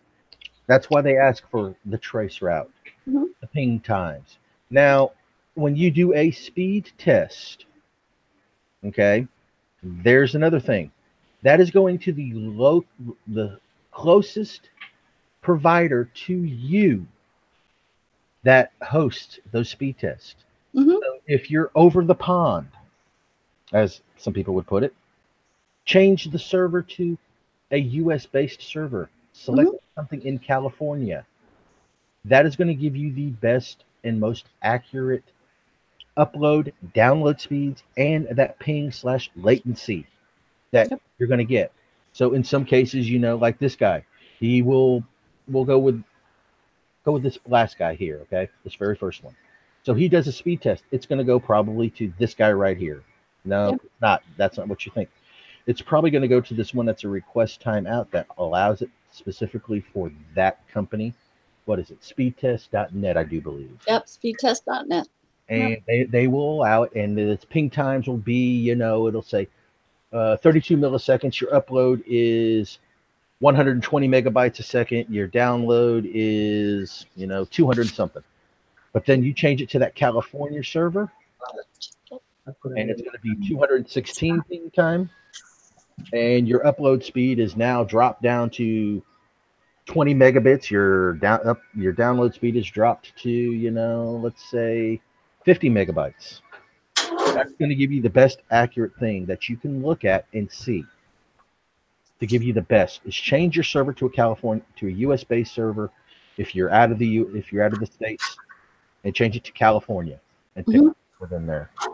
And that'll work better. And also understand that if you call your service provider and you don't understand if you don't understand anything that we're talking about, again, get with a moderator. But if you call your service provider and your service provider tells you, oh yeah, I'm checking, everything's fine now. Okay. And if they tell you to do a speed test and you do speed tests through Comcast or speed tests through your own service provider, of course those numbers are going to look magical because you're paying $175 a month like me and Jim are for your internet connection. No, I doubt you guys are paying that much money. But if you are, that's okay. But that's why my connections are great. And that's not my TV. That's just my internet service. So they're going to tell you that your speeds are great. That's the first place I go. I don't go to my provider. I go to speedtest.net and then I run a trace route. Mind you, the trace routes change all the time. So I've had some people tell me, they send me a trace route I've just talked to somebody like 2 weeks ago, and I look at the trace route, and okay, could they be identical? Maybe. Are the chances of them being identical? Okay, it could happen. And I realized, and he was like, well, yeah, I sent this to you weeks ago. And I was like, is this the same one? And he was like, yeah, I sent it to you. And I'm like, no, I need you to run one now. Well, what do you mean? I have to do it all the time? I was like, yes, because they change all the time. And I will tell you also something else. And again, being a government contractor, if you have anything kind of terrorist activity going on in your country, I'm not pointing any fingers at any countries. The stuff that's happened in Paris, the London bombings. If you have any kind of terrorist activity or national government shutdown or one of your cherished places where people shop, that there's a person who's running people down in the street, there's an active shooter, they're shutting things down. If schools go on to lockdown, if traffic is stopped, I guarantee you your internet traffic is going to be affected because your government is going to throttle the bandwidth down very quickly. And if something happens in your country where there are major hubs and servers that get you from point A to point B, and they have outages because of the terrorist activity, it is going to affect you. So if you're watching your local news and there's a riot going on the next town over from you and stuff is on fire, you might not be able to get out of your own backyard. That's just the way that it goes. I mean, it is what it is. We had a major, if you have access to the National Weather Service for the United States, if you can get the NOAA Weather Service, if you're in another country and you can get that and you can link it, there are certain times of the year, especially during the summer, when tornadoes are horrific. Thunderstorms are horrific. If it knocks out power to the entire Midwest of the United States, or like 4 or 5 states are affected, everybody else's internet traffic in the United States has to go around those hubs. So your internet traffic in your other country also has to go around where all of those hubs have been taken out. About 7 months ago, Comcast lost, I think it was close to 1,500 hubs in 3 states. Due to a computer glitch. They all shut down. Okay, that doesn't happen. The internet is on all the time. It took them 7 hours to tell the computers that they weren't being hacked and to get them to reboot. So that was a lot of states that were affected. So everybody's traffic was rerouted because of it. And those people who lived in those states probably couldn't even get into game or barely get out on the internet. Some of the things you can get to, other things that require a lot of bandwidth or a lot of hops or a lot of connections, you're not going to be able to get there. That stuff kind of happens. That's not KIXEye's fault. So if you see that the entire state of California is on fire, you might have a problem getting to KIXEye. If you see a major earthquake in San Francisco, pray for everyone that lives in that city, but definitely pray for the people at KIXEye. If you see anything like that that's happening in the world, be mindful of that. If you see a major hurricane, if you see a major ice storm, if you see a major blizzard, Godscope can attest to that. When you see an entire state or half of a country on fire, there is no electricity. There isn't anything to power the power stations, even, for crying out loud. I mean, at that point, they're going to other states to pull water out of lakes because there's no way to pump any water to combat those fires. Well, kind of. Well, you know what I mean. In Yeah. some of those cases, if it gets to be that extreme, and people say, why are we talking about this? Because the world is changing. And this is real, and it does affect technology. We've become so dependent on technology that we don't realize how fragile it is. So, and one other thing I want to make a note here for those out there. Yes, you may pay for that 500 meg up, 500 meg down. However, with that being said, I'm so glad you were going to bring. I hope you're going to say exactly what I was going to think. I was thinking. That being said, guys, that is only guaranteed within your internet service provider. Once you leave out of their network, it is no longer a guarantee that you're going to get 500 up, 500 down. Oops. All right. What you get is what you get, and that's all they can guarantee. If that internet service provider is hosting, let's say you're in the US, all right, and you're using Comcast, whatever Sorry, my fault. if Comcast is hosting, let's say CNN, as somebody would say, that's fake news. However, CNN is probably has one of the biggest pipes out there. Pipe being they have one of the biggest internet connections to. That's what she said. Yeah, that's what she said. That's a big.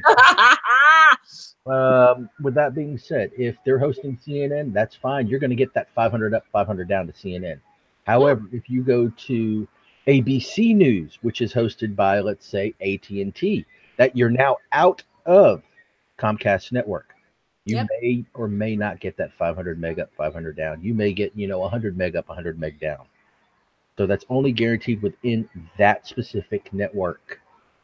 So don't think you're going to get 500 up, 500 down to Kickside.com, because you may be hosted on as the Telenet, or you may be hosted on Network Layer. You may be hosting on something else. The guaranteed speed is only within that specific network.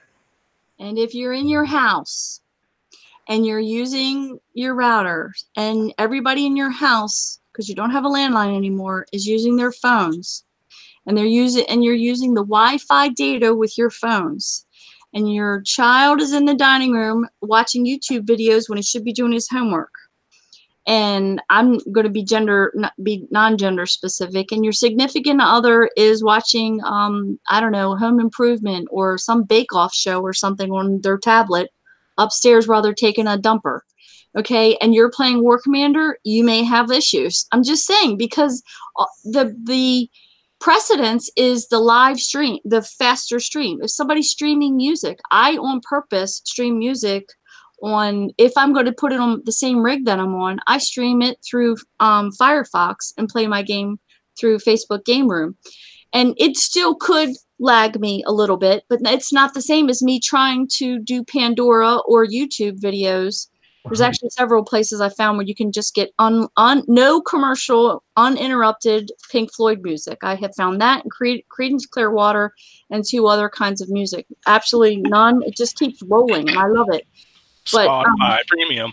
yeah, I don't put it on Chrome because it will lag my game. So I run it on Firefox. If you have other things going on in your house and they're using that Wi-Fi data, that's going to cause you, if somebody's streaming something, that is priority over your game.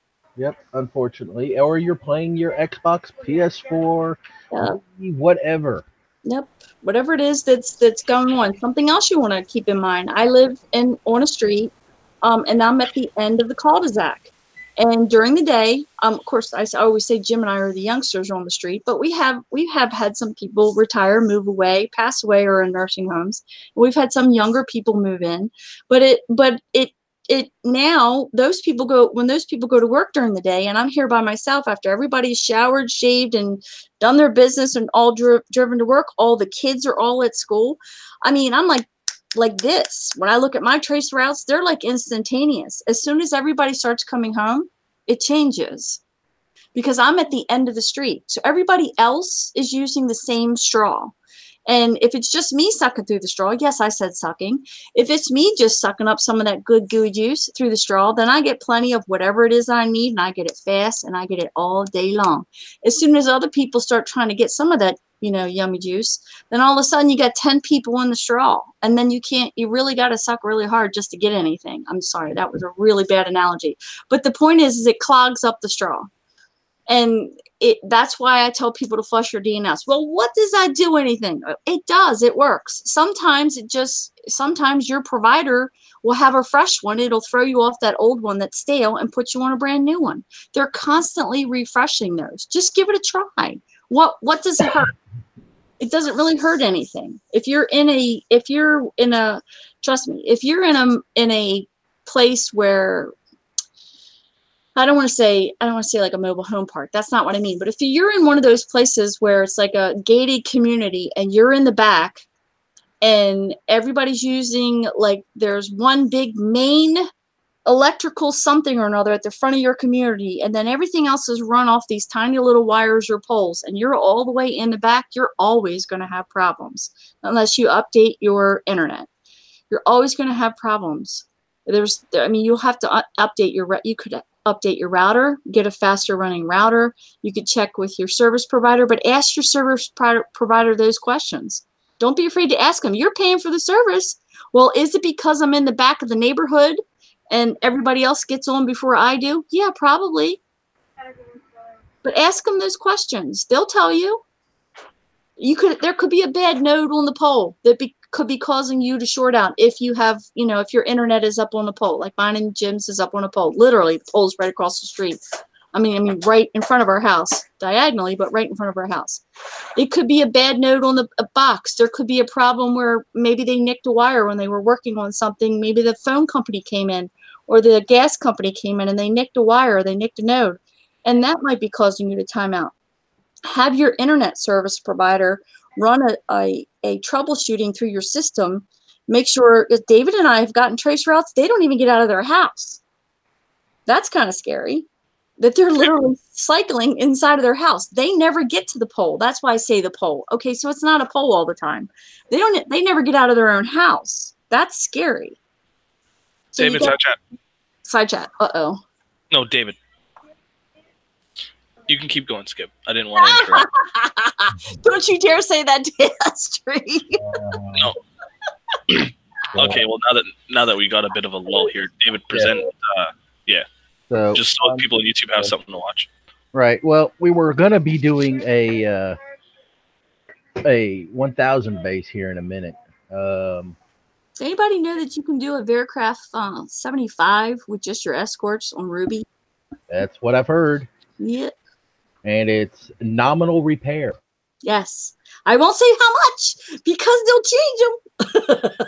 Very, very good nominal repair, I should say. Yes. Very, very nominal repair. That's all I'm going to say about that.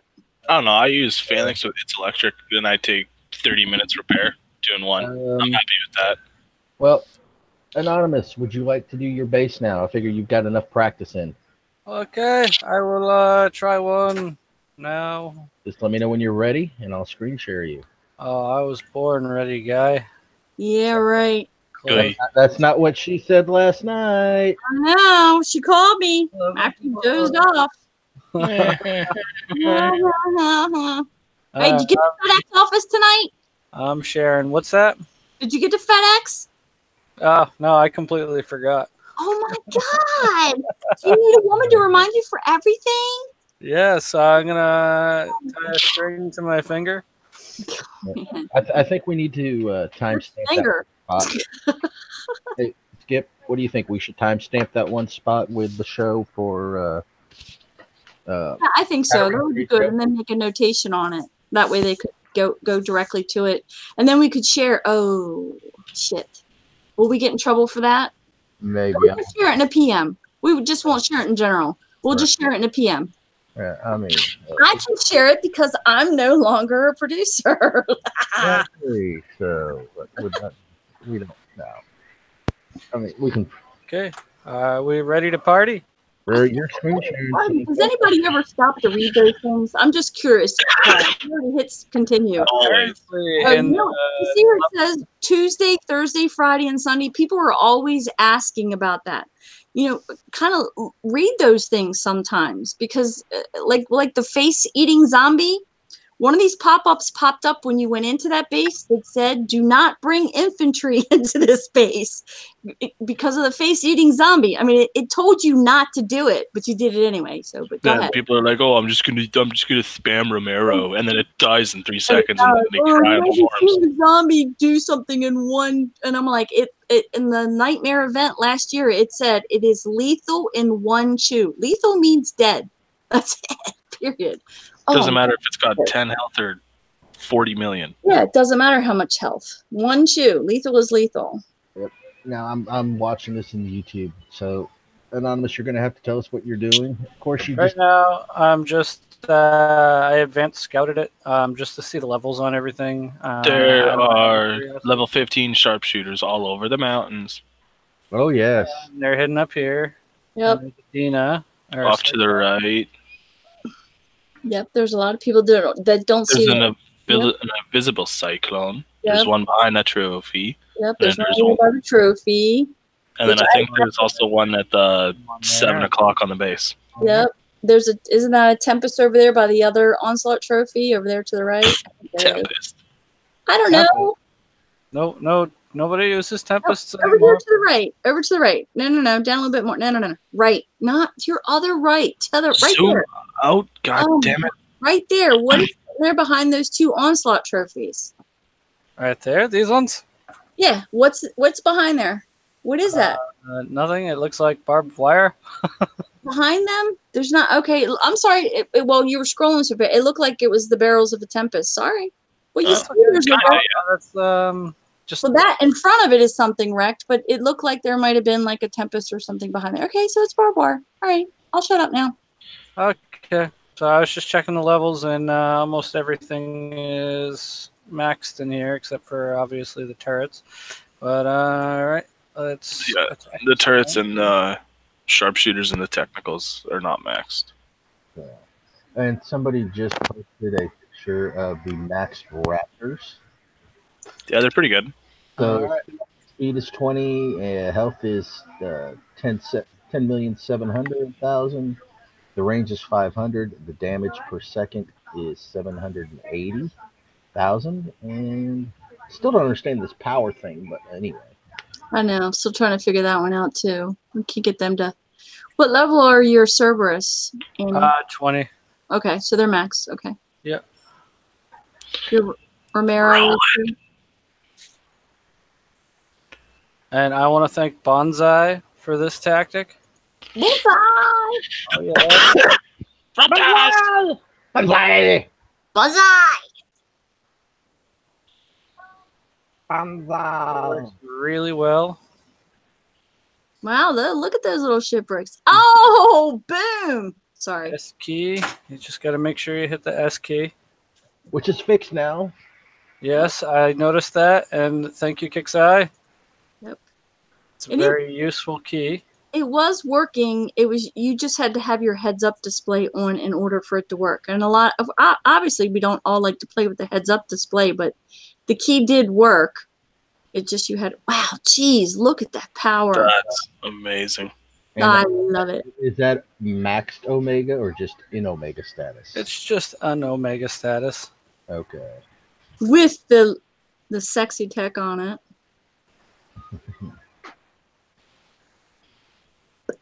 Ooh, I thought I was going to one-shot that jug for a second. Oh, me too. He's too far away for it to hit it, I do believe. No, it hit him. It just didn't Yeah, kill him. So. Just minimal damage coming. So he's not even getting shot at, or is he just getting shot through? They're getting shot at. The projectile just moves so fast when you're up close. If you get it just right, you can take out that pesky railgun. Yeah, worst case scenario, send It sucks, so it didn't happen that way. Alright. Uh-oh. Yeah, this don't do no damage anyway, so what's the point? Romero. Romero. Kill the technical to kill the power plant on overdrive. Boom. Run away.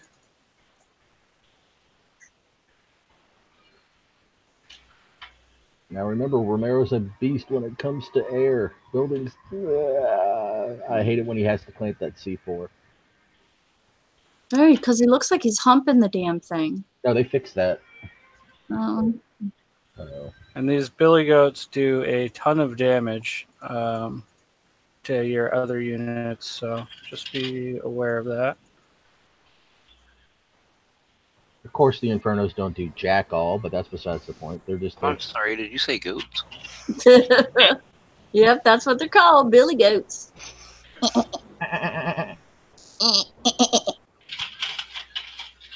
Gotta love Romero's splash.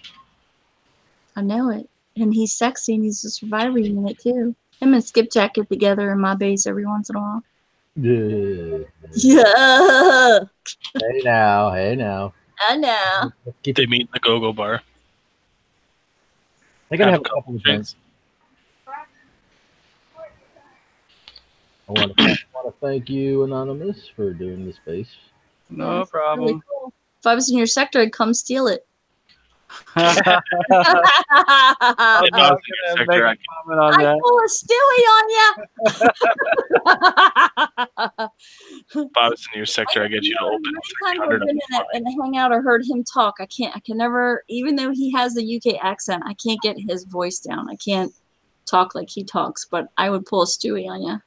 Oh, didn't Oh get it. man, I thought for sure you were to get it on that one too. Hit that growler, and you should be able to get it. That's what I'm hoping. Yeah. Oh, barely. Come on, you can. Uni. Uh-oh. Uh-oh. You're good. You're Taking screwed. a lot of damage. Run away. Run away. Run away! Just go sit on top of that power plant. There you go. There you go. I'm not sitting on the power plant. Radioactive plumes up from Arrow's bomb. I will say I got that tech for the blackout that when you target or when it shoots power plants, it puts them on overdrive. That sucks. If you get caught off guard, I lost all my Sphinx. Yeah. Hitting some space doing that. I ran that tech for a little while, you know, doing the silicone, chemical, and core bases and whatnot. I was like, oh, okay, you know, I got very nominal repair doing those with just my air. Put that tech on there, and next thing I notice, I go back in my base. I'm like, I got 6 hours to what? 7 hours to huh? What? Yeah, the? it sucked. I immediately took that tech off. Unfortunately, great idea, KIXMAS. You got to just be very careful if you put that tech on. The tech works awesome if you use the blackout with Envoys. So, because the blackout turns the power plant on overdrive, and then the splash from the Envoys, you can just about imagine. of course, we know you're rushing the space, so you're taking a little bit more damage than you normally would. Yes, sir. That and everything live always deals more damage. Legs. So, and as far as Hunter asking me to show a trace route in a video, unfortunately, I am not going to do that because then I would reveal my IP address. Yes, that's why we don't share that stuff like live from our computer. I did post the link in the YouTube chat. So for those of you that You gotta take that out. Run away! Run! Take that jug out. Take that jug out. for those of you that would like need help reading it, you can send it to me. I'll be more than happy to help you. However, with that being said, if I get a absorbent amount of them, it may take me a little time to respond back. You can find me on the Discord channel. The link is down below in the comment, in the descriptions. So that is the official KIXMAS War Commander channel. Wait, did those fucking things just spawn out of that profit? No. Oh, those are your Cerberus. They just, for me, they just appeared out of nowhere. I was like, wait a minute. So that's what the profit's supposed to do. Huh. Awesome sauce. It dies too quick in my base. I've never actually seen it shoot before. Arrow. Oh, turn around, dum-dum. Ah! Run! Run! Run away! Run away!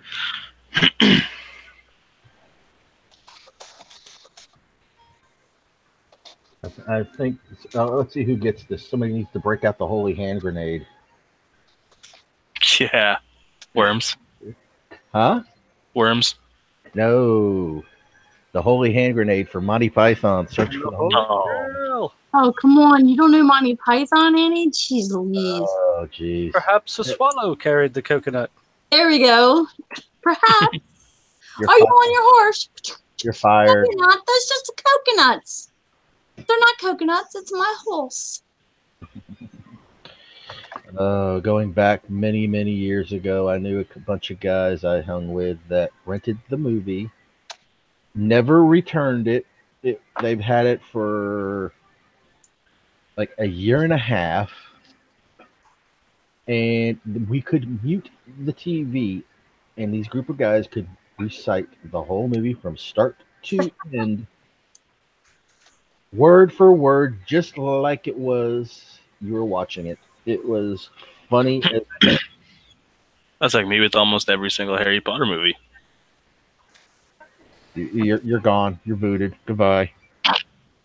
No, actually, some of the first couple of Harry Potter movies were great. The last two sucked ass, at least in my eyes. So Fantastic Beasts and Where to Your Find eyes are wrong. Them. All right. Yeah, I got to see that new one. Haven't seen the new one yet. The first one was okay. and Crimes I think of Grindelwald. I think he's got it. What do you think, ladies and gentlemen? I think it's going to DC and someone's going to steal it. Scooby's going to take it from him. Stewart's going to come in and pick it up on this last Hunter. No, Yep. Scooby will. No. Scooby's in 161. Oh, never mind. Yeah. I was just talking shit anyways. I'm right outside. Oh, he was. I apologize. So I'm right out. He left. He was here for a little bit. All right. Congratulations. Well That done. was 620,000 medals. That's a token and a half, or token and 3/4. Yep. All right, you feel like opening 30 of them for me? So you've already done 4? Ooh, speaking of doing them and how many? Ooh, that sounded really bad. There we go. And how long? Ooh, that really sounded bad.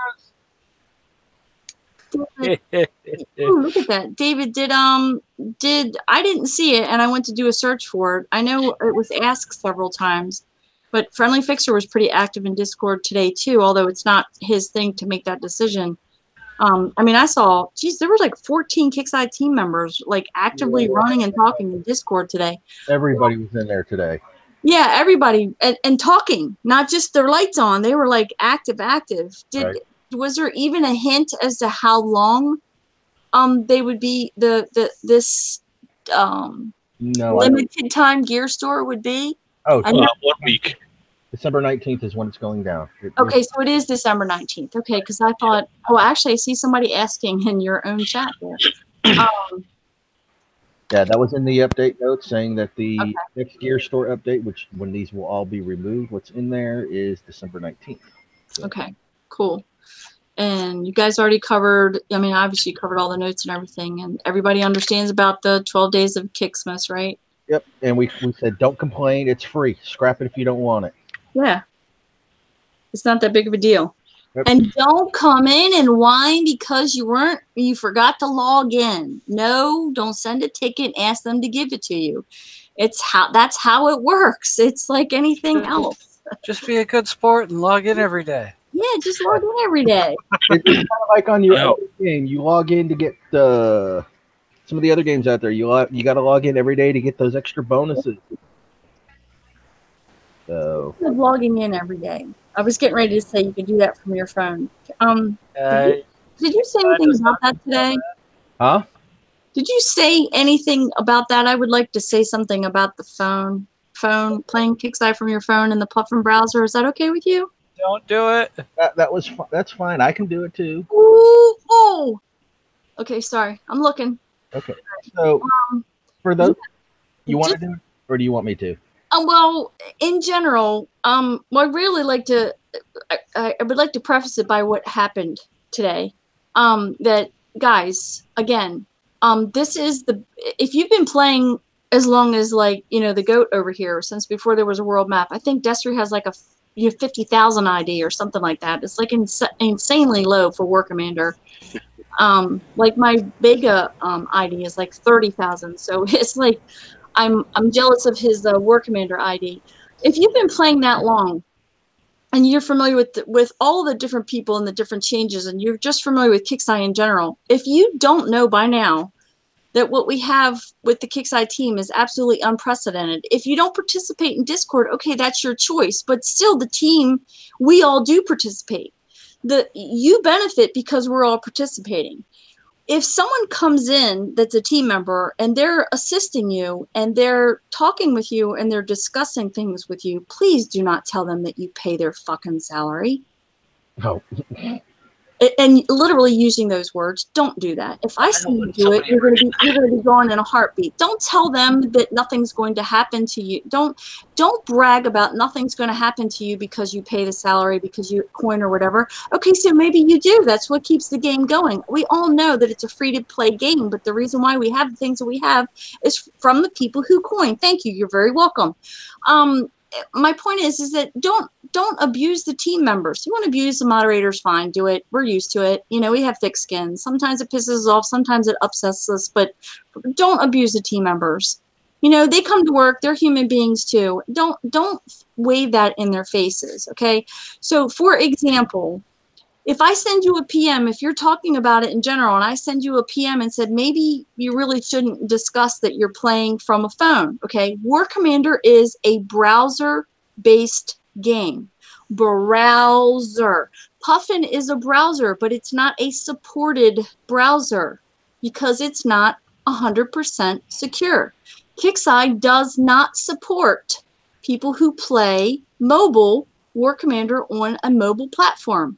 War Commander Rogue Assault and Vega, you can play mobile. You cannot play War Commander mobile and be supported by customer support. Now, in saying that, I'm not saying that you can't play from your phone, and neither was Friendly Fixer today in Discord. What he was saying is that because I had politely told a player, maybe not make it so public. It doesn't matter how much you spend. It doesn't matter how much you spend.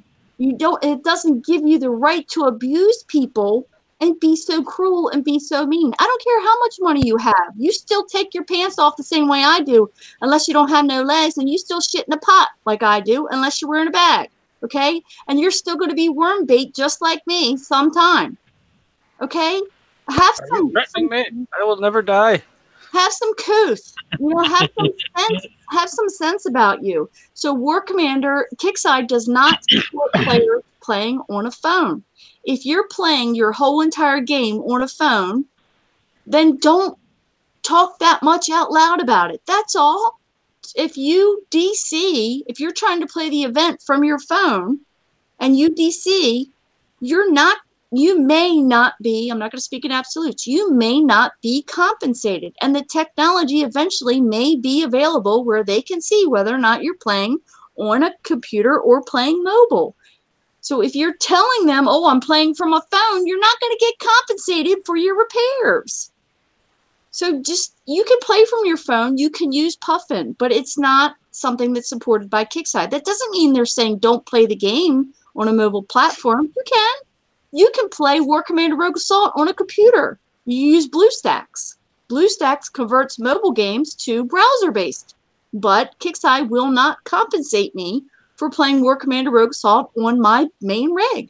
I play it on my iPad. If something happens while I'm playing on my rig, I don't get compensated because BlueStacks is not supported. BlueStacks is just like what Puffin is. It just takes mobile data and turns it into browser-based data. And it's the same thing. Puffin does the same thing. Puffin is taking a flash-based game, a browser-based game, and converting it to your phone or your tablet or whatever it is that you're using. And KIXMAS does not support that.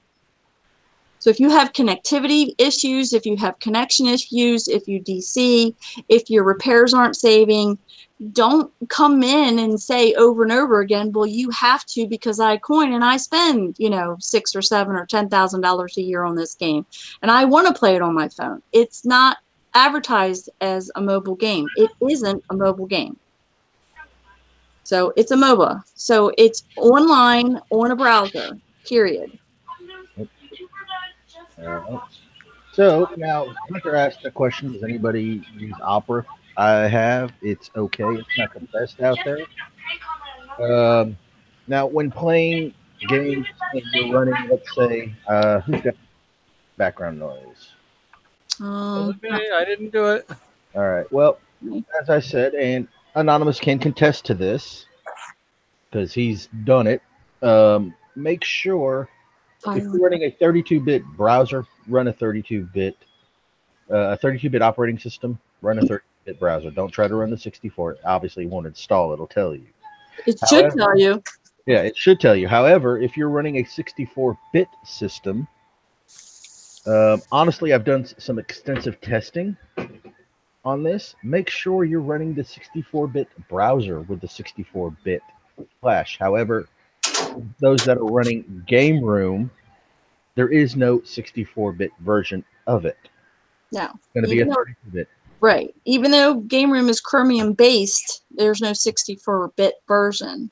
So, but it does still use the Chromium-based Flash player that Chrome uses. And Chrome did just have an update. It started rolling out yesterday around 1 or 2 o'clock in the morning last night, and I just got mine a couple hours ago. So Chrome just updated again. Just like all other companies, they kind of roll those updates. If you have your set to auto update, great. Just make sure you're running some cleaners tonight and you shut down your computer and restart it, that you don't just turn your computer off, because some of those updates to those browsers require a complete shutdown and a restart. Sometimes they don't. Sometimes all they need to do is just shut down the browser. Sometimes it's just a hot patch fix, and all you do is you just run the updated version. It says, okay, you're all up to date, and then you just go on about your business. So this one, I had to actually refresh and redo Chrome, but I did not have to shut my computer down all the way. I'll do it anyway, because I know there's going to be some residual files from the old Chrome. So and I know they're going to be hanging there, so I'll do it anyway. But my point is that if you should probably have your set to auto update, but make sure that if you don't have it set, that you check for a new version of Chrome, because they started rolling out. I had to go out to the leaderboards because I didn't believe it, and I kept getting the pop-up that said you need to we just had an upgrade to Chrome, I think last week. Mm-hmm. I know it was like 3 or 4, maybe 4 days, maybe like the Monday or Tuesday before Kim's funeral. I know it was during the week, because I just logged in really quick to check in with everybody, and it said, update your Chrome. So it was really surprising that we're having one today, another one, and it wasn't a hot patch fix. It was a full update. Yep. So obviously they found a major security hole and fixed it. Must have been something big. Yep. And they're not going to tell you what it was. Nope. So as I was saying, if you're running a 64-bit operating system, please run a 64-bit browser with a 64-bit flash. Google Chrome is best. I don't care what you say. Now, through my testing of certain browsers, yes, Game Room may load the fastest, or Maxon may load the fastest for you. It varies. However, for stability, I have found, honestly, stability-wise, Firefox 64. Yeah. This is my personal preference, guys and gals. Firefox runs the best. It is the most stable. It may load a little bit slower. Mm-hmm. Initially. A little bit. At the initial startup, it may take a little while to load. Now, as far as stability goes, 8 hours straight for me playing on Firefox with no flash crashes, no disconnects, no nothing. Yep. Firefox is stepping up to the plate. When Chrome made that announcement earlier in the year about how that they were going to be not supporting things with regards to Flash, the other industry leaders jumped right on that, and Firefox has been struggling for years to try to at least keep up with Chrome. And I think they have really come a long way, especially in the gaming industry, of being a really good, stable browser. Again, loading, yeah, it takes a little while, but it's like I said, or I could switch over and play the game on Firefox and do everything else, my Discord and my YouTubing stuff and my Kickside.com and have the War Commander Facebook page open and the YouTube page open. I can do all that on Chrome and play my game on Firefox. And I'm like, David, I can go hours without having to refresh. Yep. So, Anonymous, what do you think of Firefox 64-bit? It kicks ass. Short and sweet. I can play for a very long time without having to refresh, which is refreshing. Not telling everybody out there to go out there and do it.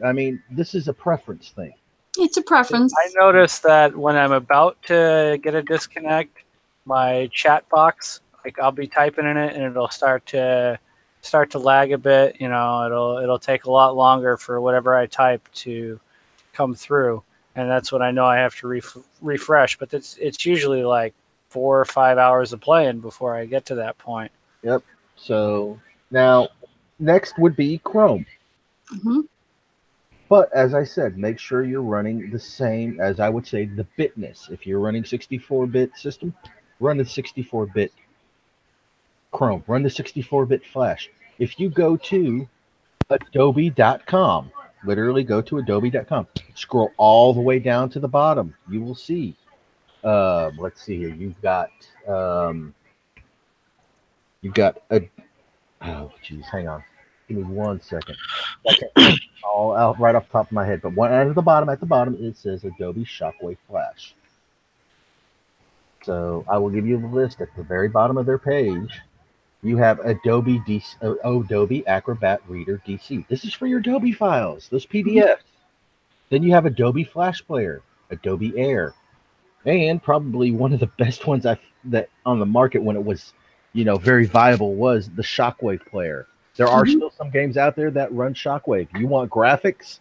That was the thing back then. Yep, back in the day. Back in the day, now you got Unity, which, anyway. But at the very bottom of the page, 99% of the time, depending on where you're at, will be the Adobe Flash Player.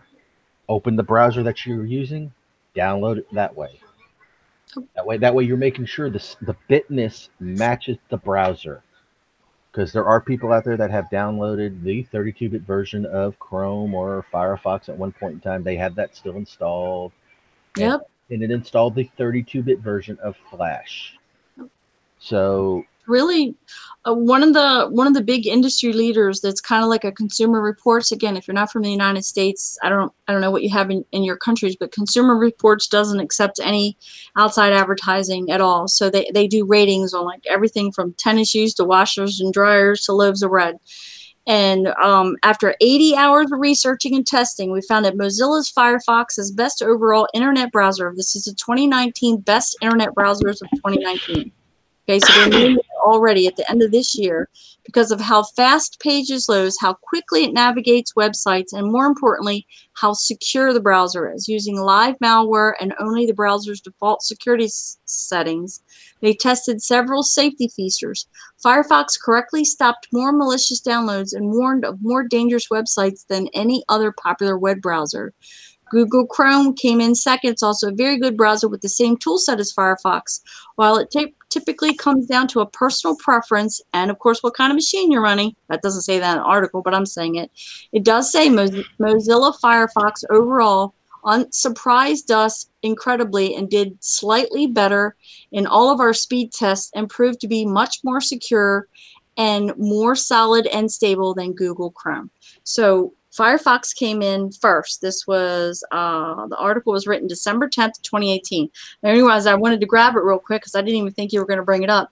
Google Chrome came in second, and of course, Safari came in first for Mac, but they rated them like 1 through 10. And I don't know why Safari looks like it's rated third because, that's for Apple products. But I was really surprised when I read that. I mean, they really are stepping up big time. Well, Safari What is I've found a platform, so it's on both Windows and Mac. However, it is designed for a Mac, and not all websites out there are designed for Safari. A lot of industry standards does not support Safari. So they will support Internet Explorer, Mozilla Firefox, and Chrome. Those are the industry standards. Unfortunately, I hate Internet Explorer, but it is an industry standard. And you were going to say? I found that the best stability I found for the decade-old laptop that I use was Google Chrome playing through KIXMAS. And if I'm going to be playing for a long period of time, I do an incognito window on Google Chrome and play through KIXMAS, and I can play 8, 9, 10 hours without DCing once. Okay. So if you play on if you play on Google Chrome a lot and you're looking for stability, I would highly recommend log into KIXMAS using an incognito window. So Blunt Burner out there is asking, how do you check if you're running 64-bit? The easiest way I have found. Okay, let me screen share this real quick with everybody. Sorry, Anonymous, I'm going to stop presenting you. So let me present myself. I'm going to screen share just the application window itself. Oh, yeah, it's my moment of truth where I upgraded my Raptors to 20. Now you can do mine. Right. All All right. 100 million thorium. Yep. And they'll be level 20 here in a second. So. Boom. All right. So with that being said, let me see everybody. I'm so glad we're friends, and I don't have to face those. So if you look right here, so give me 1 second to get this situated. You see where it says Acrobat Tray? It says 32-bit here. That is a 32-bit program. AVG, which is my antivirus, is 32-bit. So if it says 32-bit next to it in your task manager, and the easiest way to get to it is right-click on your taskbar and say Task Manager. So my Chrome is 64-bit. Now, of course, as you can see, it's using 1.6 gig of RAM, and well, I've got the Hangout open, I've got Facebook open, I've got YouTube. YouTube and the Hangout are the big draws. Yep. So now with the 32-bit, once it hits that like 2.9 to 3 gig barrier, you're going to start seeing some issues. And Skipjack can contest to this. Within Firefox, I play 2 games while I'm at work on Sunday because I'm the only one there and I can actually do it. War Commander and one other, and that other one is just as intensive as War Commander, if not more. When doing things. My memory usage was 3.9 gig, and I don't DC running those both 8 hours in Firefox with Facebook open, forums open, Discord open, War Commander open, and my other game that I've been playing lately on top of, which runs in the background and is just as intensive as the other one. So, all that running for 8 hours straight with no DCs, I tend to lean towards the Firefox. So I hope that actually helped you out, Blunt Burner, and how to figure out how to tell if it's a 32-bit based or 64-bit based. Excuse me. So if it doesn't say it's 64-bit? No, not necessarily. Now, if you're running a 32-bit operating system still, which people still do, unfortunately, now also with 32-bit operating systems, you do not take full advantage of anything over 4 gigs of RAM. Yep, that's it. You're wasting your RAM. You're wasting your processor. Yep. It won't take it full advantage of your multi-core processor. I see that a lot of times, and people have me do the Team Viewer, which I do that all the time. I do it for a living. Usually dragging porn off of somebody's government computer. But yeah, I see that all the time, and then I'm like, oh, where you're totally not utilizing what you have. I mean, they tell me all. I'm like, what's the specs on your computer? So I'm like, okay, well, what's your trade? I'm like, what the heck's going on? Why this shouldn't this it's not like a 5-year-old laptop, where he's in the basement and his router's upstairs and his modem someplace else, and all of his kids and his wife and his mama and his grandmama are streaming something. And I was like, oh, well, you're running a 32-bit. Well, yeah. It's like, exactly. So you're basically wasting what your computer can do. Don't do that. So if you're running a 32-bit operating system, it's not going to show you anything. It will tell you. If you go on Windows 10 and you right-click on your Start button, and if you go to your system, if you're running Windows 7, click on your Start button, right-click on My Computer. If you look under your device specifications, it'll tell you what kind of processor you have. It'll tell you the system type you have. Under Windows specifications, it should tell you what you're running as well. It should say Windows 10 Pro, Windows 7, Windows this, Windows that. It should say Now, it may not tell you it's 32-bit. It may not tell you if it's 64-bit. Most cases, it does tell you, though, it is a 32-bit operating system or it's a 64-bit operating system.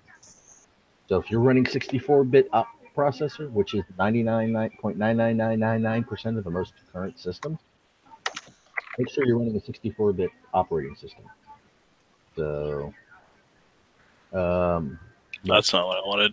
yeah. So if you're running a true 32-bit operating system and you're all you're going to be running is that 32-bit software because that's all it's going to download.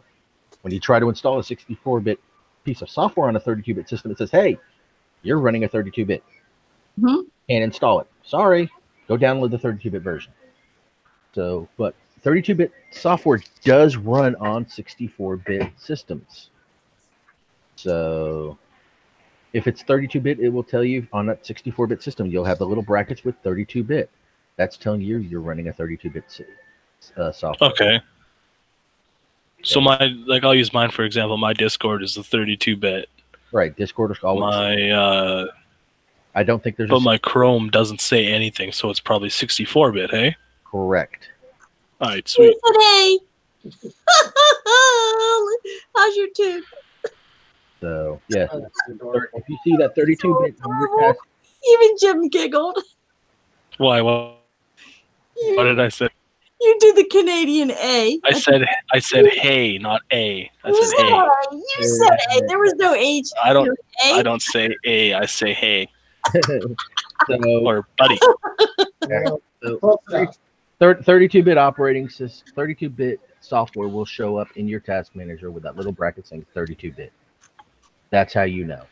If you don't see it there, then it's a 64-bit software. Not every software out there is written for 64-bit. Right.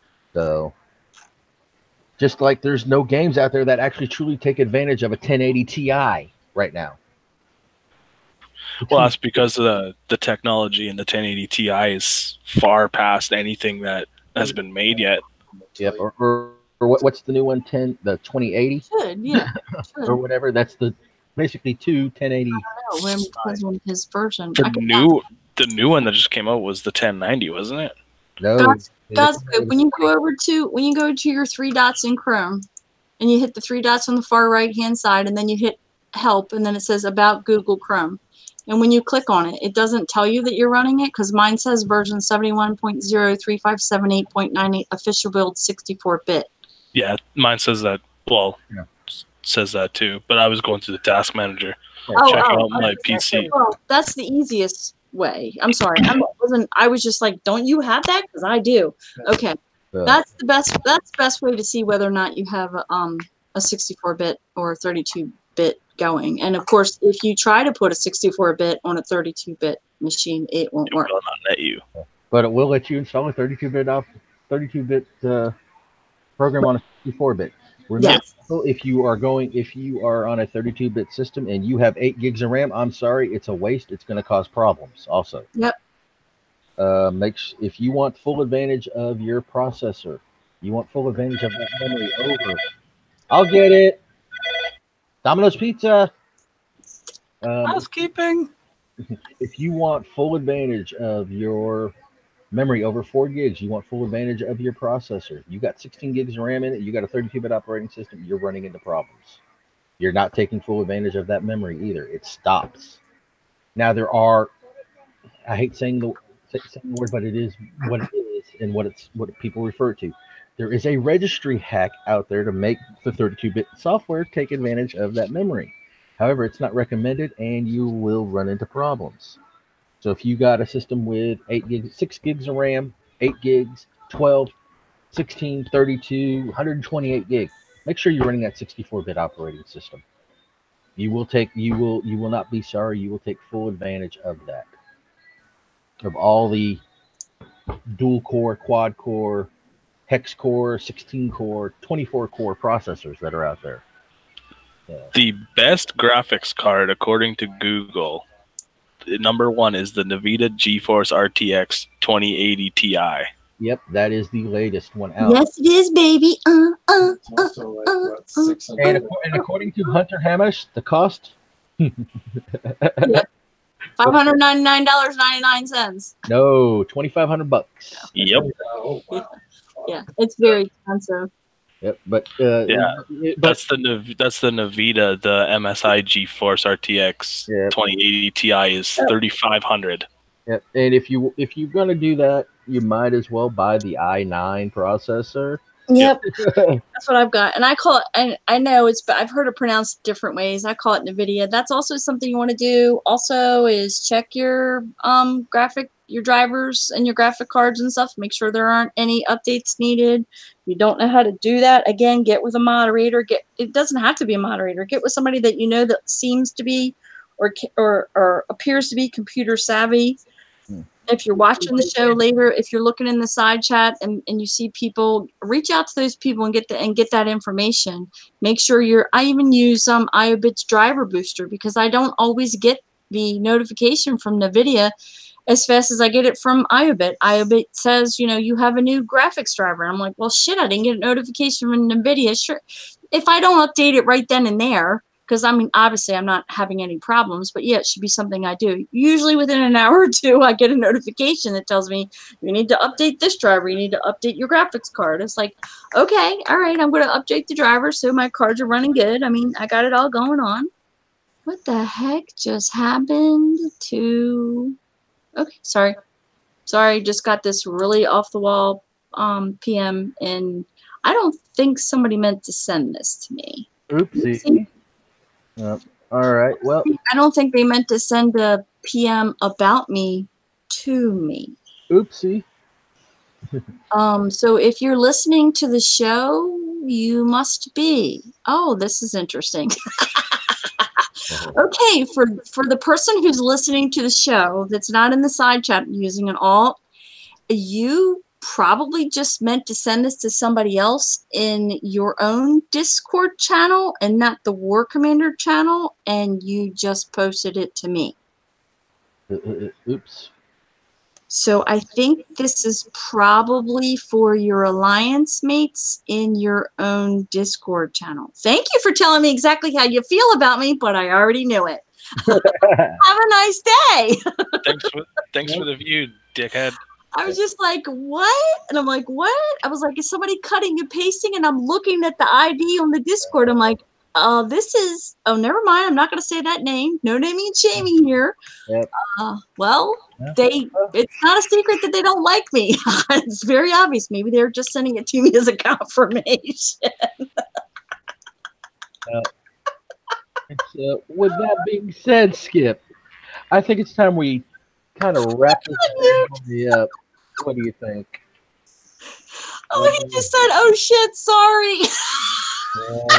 Wow. You already sent it to me, dumb shit. Oopsie.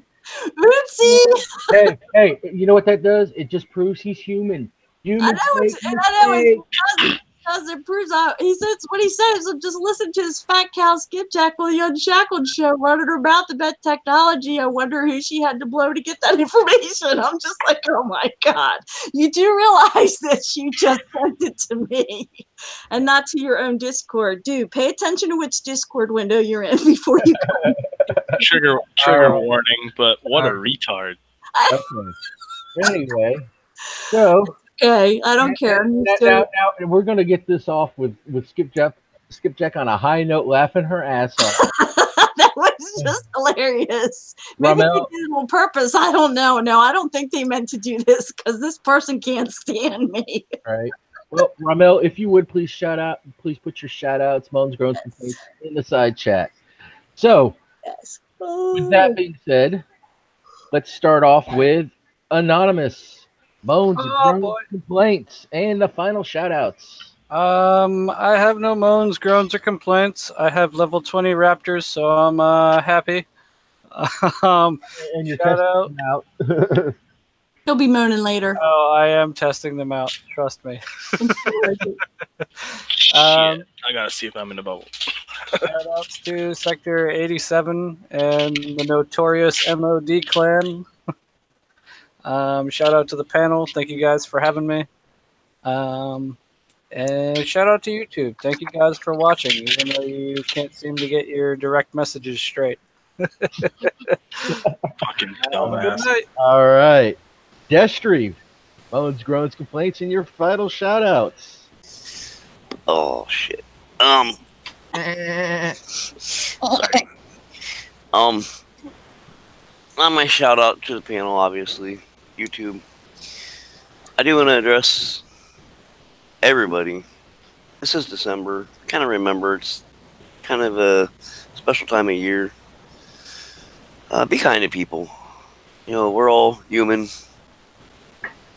Knock your dumb shit off all the way around. That's all I got. All right. And Godscope, moans, groans, complaints, and your final shout outs. I don't know if I'm allowed to say my moans, groans, and complaints live on the show, so I'll save them for the post show. I want to hear you now. Shout out to the panel. Thanks for letting me pop on, even though I was late. Thank you to everybody that's watching, and shout out to my dead team and dead alliance in Sector 12. I love you guys. Wow. All right, Skip. Always in the top 10 payout, by the way, but we're a dead team. Skip, if you don't mind, I'm going to save you two right before me, if that's all right with you. Oh, yeah, sure, that's fine. No problem. All right. So Ramel's final shout outs is a shout out to the YouTube, the panel, and to KIXMAS for finally releasing the Orin level 6 through 10 stats.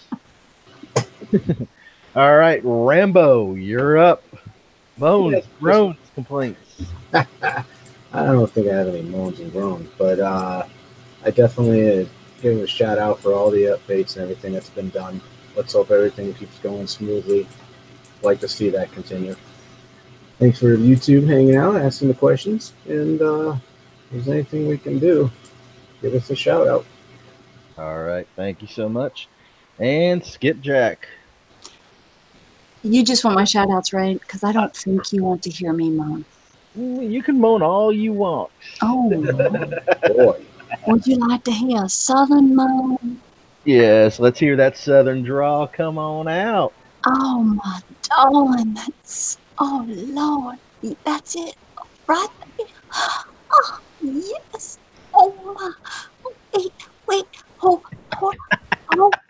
My turn. oh, my Lord, and have mercy. Oh, yes. I love this game. I love this panel. I love the YouTube people out there. I love all of you, haters and people who just barely like me. I do. I really do love you. Because without the darkness, I can't appreciate the lighter side of life. I know you're just hell-bent making me feel bad about myself, but I don't. I really don't. Call me fat cow. I don't care, because milk is good for you, and Jim likes it. So you say whatever you want to say. I don't care what you say. Go have fun in the game. And if your fun is to make fun of me, that's okay. You can do that too. I'm all right with it. Thank you for all of you for the wonderful words of kindness and your condolences about my sister-in-law. She's at peace. She's the lucky one. She doesn't have to deal with all this bullshit no more. So I want to thank everyone at KIXMAS for being patient with me when I had to take the time off because it was very unexpected and very sudden. I want to thank the community for their patience. I would also like to thank all of the moderators, every single one of them, for backing me up while I was gone. Not that I do it all, but because you covered everything and you didn't have to. I would really like to thank my husband for being patient with me from the highs and the lows and the craziness, and especially since Saturday, trying to get back into the game, trying to feel relevant again, and having to mute up in something or run out of a hangout or something, or just shut my computer down and say, I can't take this anymore. Why am I still playing this stupid game? I'm not moaning. I'm not complaining about it. I'm just being human. I have feelings too, just like everybody else. I will resonate with what Destry said. Whatever it is your belief is, mine is Jesus is the reason for the season. I read a wonderful poem about Santa, where finally a father told his son, what Santa was really all about. And basically, it's just about a matter of being kindness. But it was his job to now be his own version of Santa and spread kindness to other people. So it is a war game, and things get crazy and things get ugly. But keep it game related. You know, take it to the map. If you want me to pop, I'll pop. I did it during Warpath. I did it before you came for me for Warpath. Just because you see me sitting in the bubble doesn't mean that I won't pop. So, I mean, if you want to hit me, I don't care. It's just pixels. I really don't care. I'm in 161. I want to shout out to 161. That's my sector. For people who say I'm going to hunt you down, okay, that's like shooting fish in a barrel, okay? I never leave 161, or barely do. I like the spot that I'm in. I don't like to jump. You know, Jim sometimes jumps, but he got all 12,000 of his blue goo in just in Sector 161 between the invaders we had and the regular sector people that were coming and going. Yeah, I mean, he got plenty of blue goo, and he didn't have to hit his alliance mates to get it. So play your game the way you want to play it.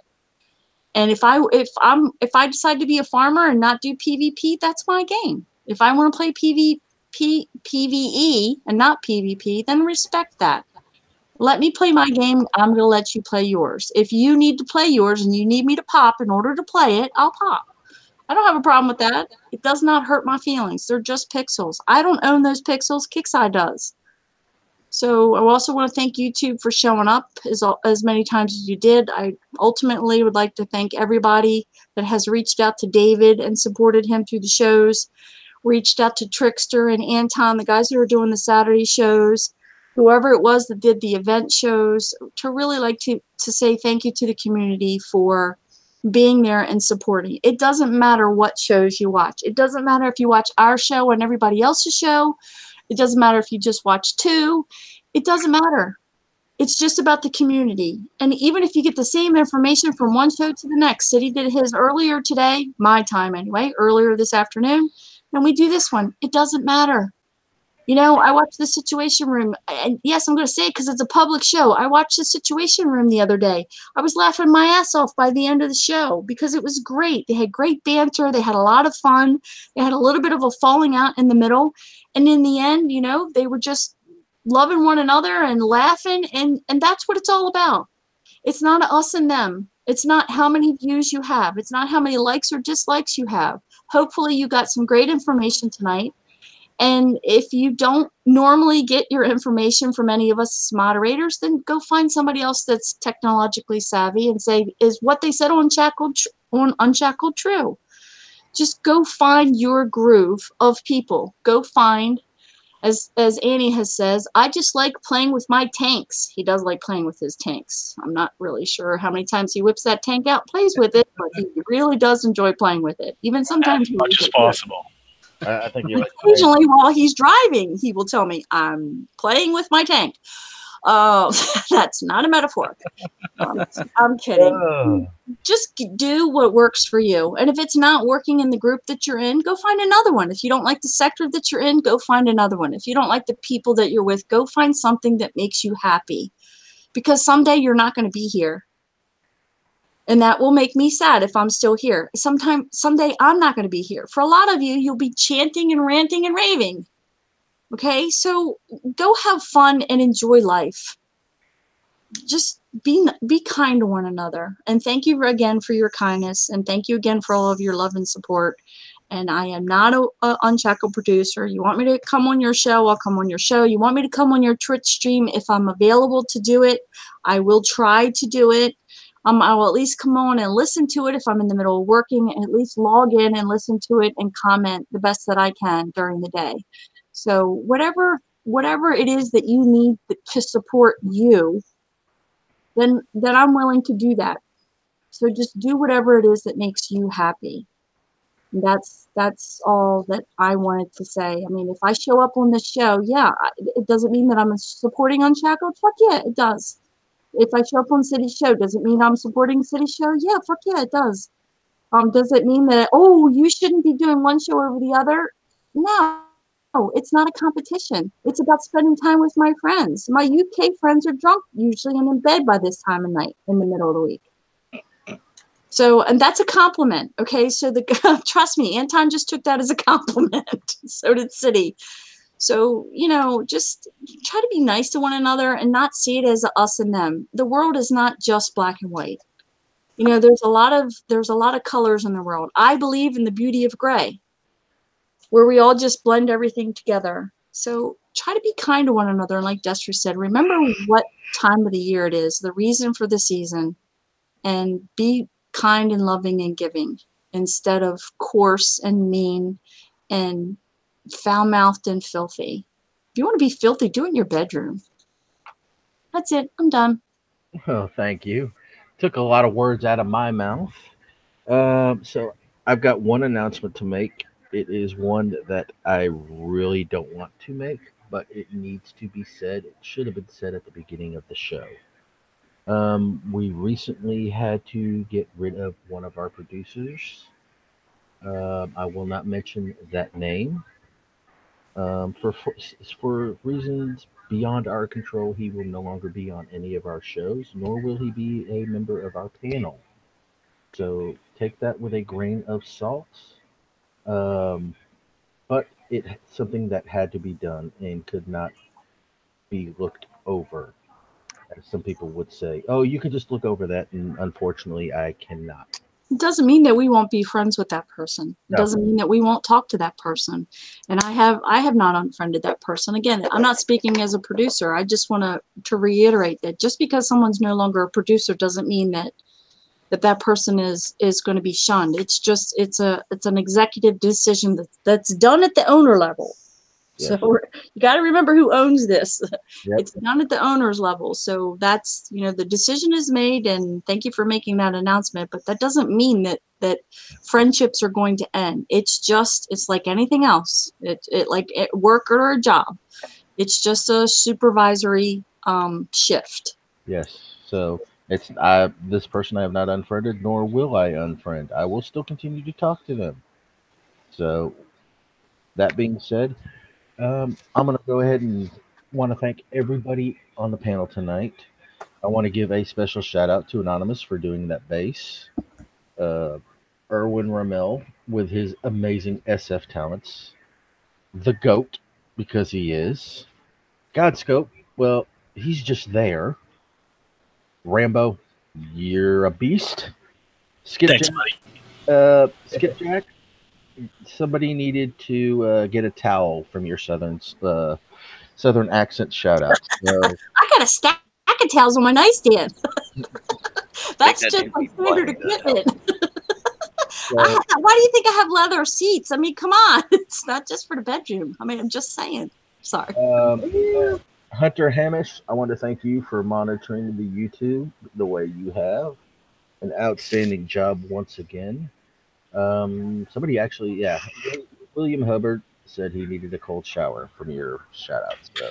So, that being said, I want to thank everybody out in the YouTube land. All those people out there in the Discord channel, the KIXMAS staff, doing an outstanding job, giving us stuff we've asked for years. That being said, there are a few things that are being worked on as we speak. Some of the issues that you guys have all been having, will they be fixed? All of them? No. We're human. We have to take time to fix things that are to make them correct. Yep. So something could happen. Anything could happen. I mean, geez, they had a 4.4 magnitude earthquake in Tennessee for crying out loud. Oh, right, yeah. Shout out to Animal. Animal. Is Animal on?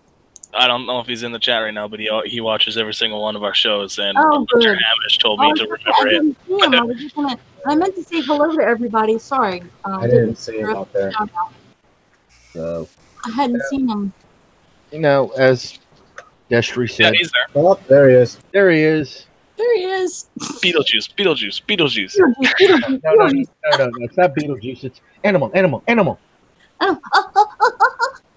Oh, yeah. oh, boy. Okay, so as everybody has said, this is that time of year. Be kind to one another. Goodwill towards man or woman, even animals. With that, This is just a game. It is a bunch of pixels. I've always said it. We play it for fun. We play it for our friends we've made throughout the years, months, days, whatever. We have played this game. And we continue to play it not just for the fun factor, we play it for our friends as well. I hardly have any ill towards feelings towards anybody. I've got really thick skin for the most part. So, with that, like I said, this is just a game.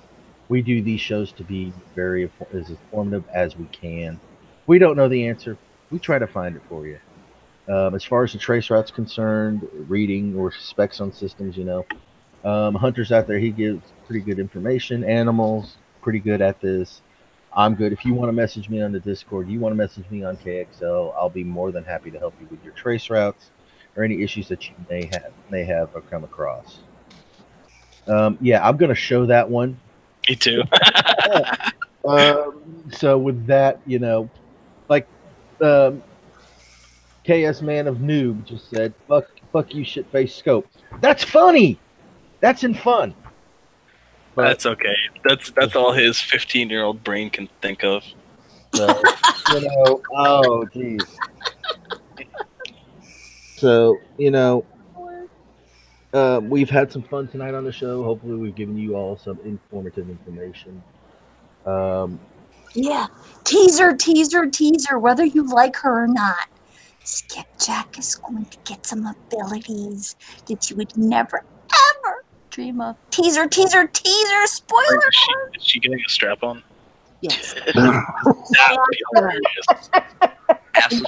I asked assless chaps for Halloween, and I asked for a Santa costume, and I really asked for the Valentine's Ravishers, and we didn't get that skin. I've really been pushing that, but no, Friendly Fixer just literally, I was glad that I had just gone to the bathroom, but I did have to go get a towel. It was like a total woman Woody when he told me. I was like, oh my God. It's not just me, but I'm just so excited. So yeah, spoiler teaser alert. Skipjack's breacher weapon is being replaced by a 3-foot dildo that she swings at people. It's like the one Marvin has on his desk. All right. Flying dongs. I know, exactly. So we're going to get this off with everybody laughing now. So, ladies and gentlemen, this is War Commander Unshackled. You've got the panel, you've got the YouTube, you've got Discord, and you've got a laugh at the end. We are signing off tonight, so peace out.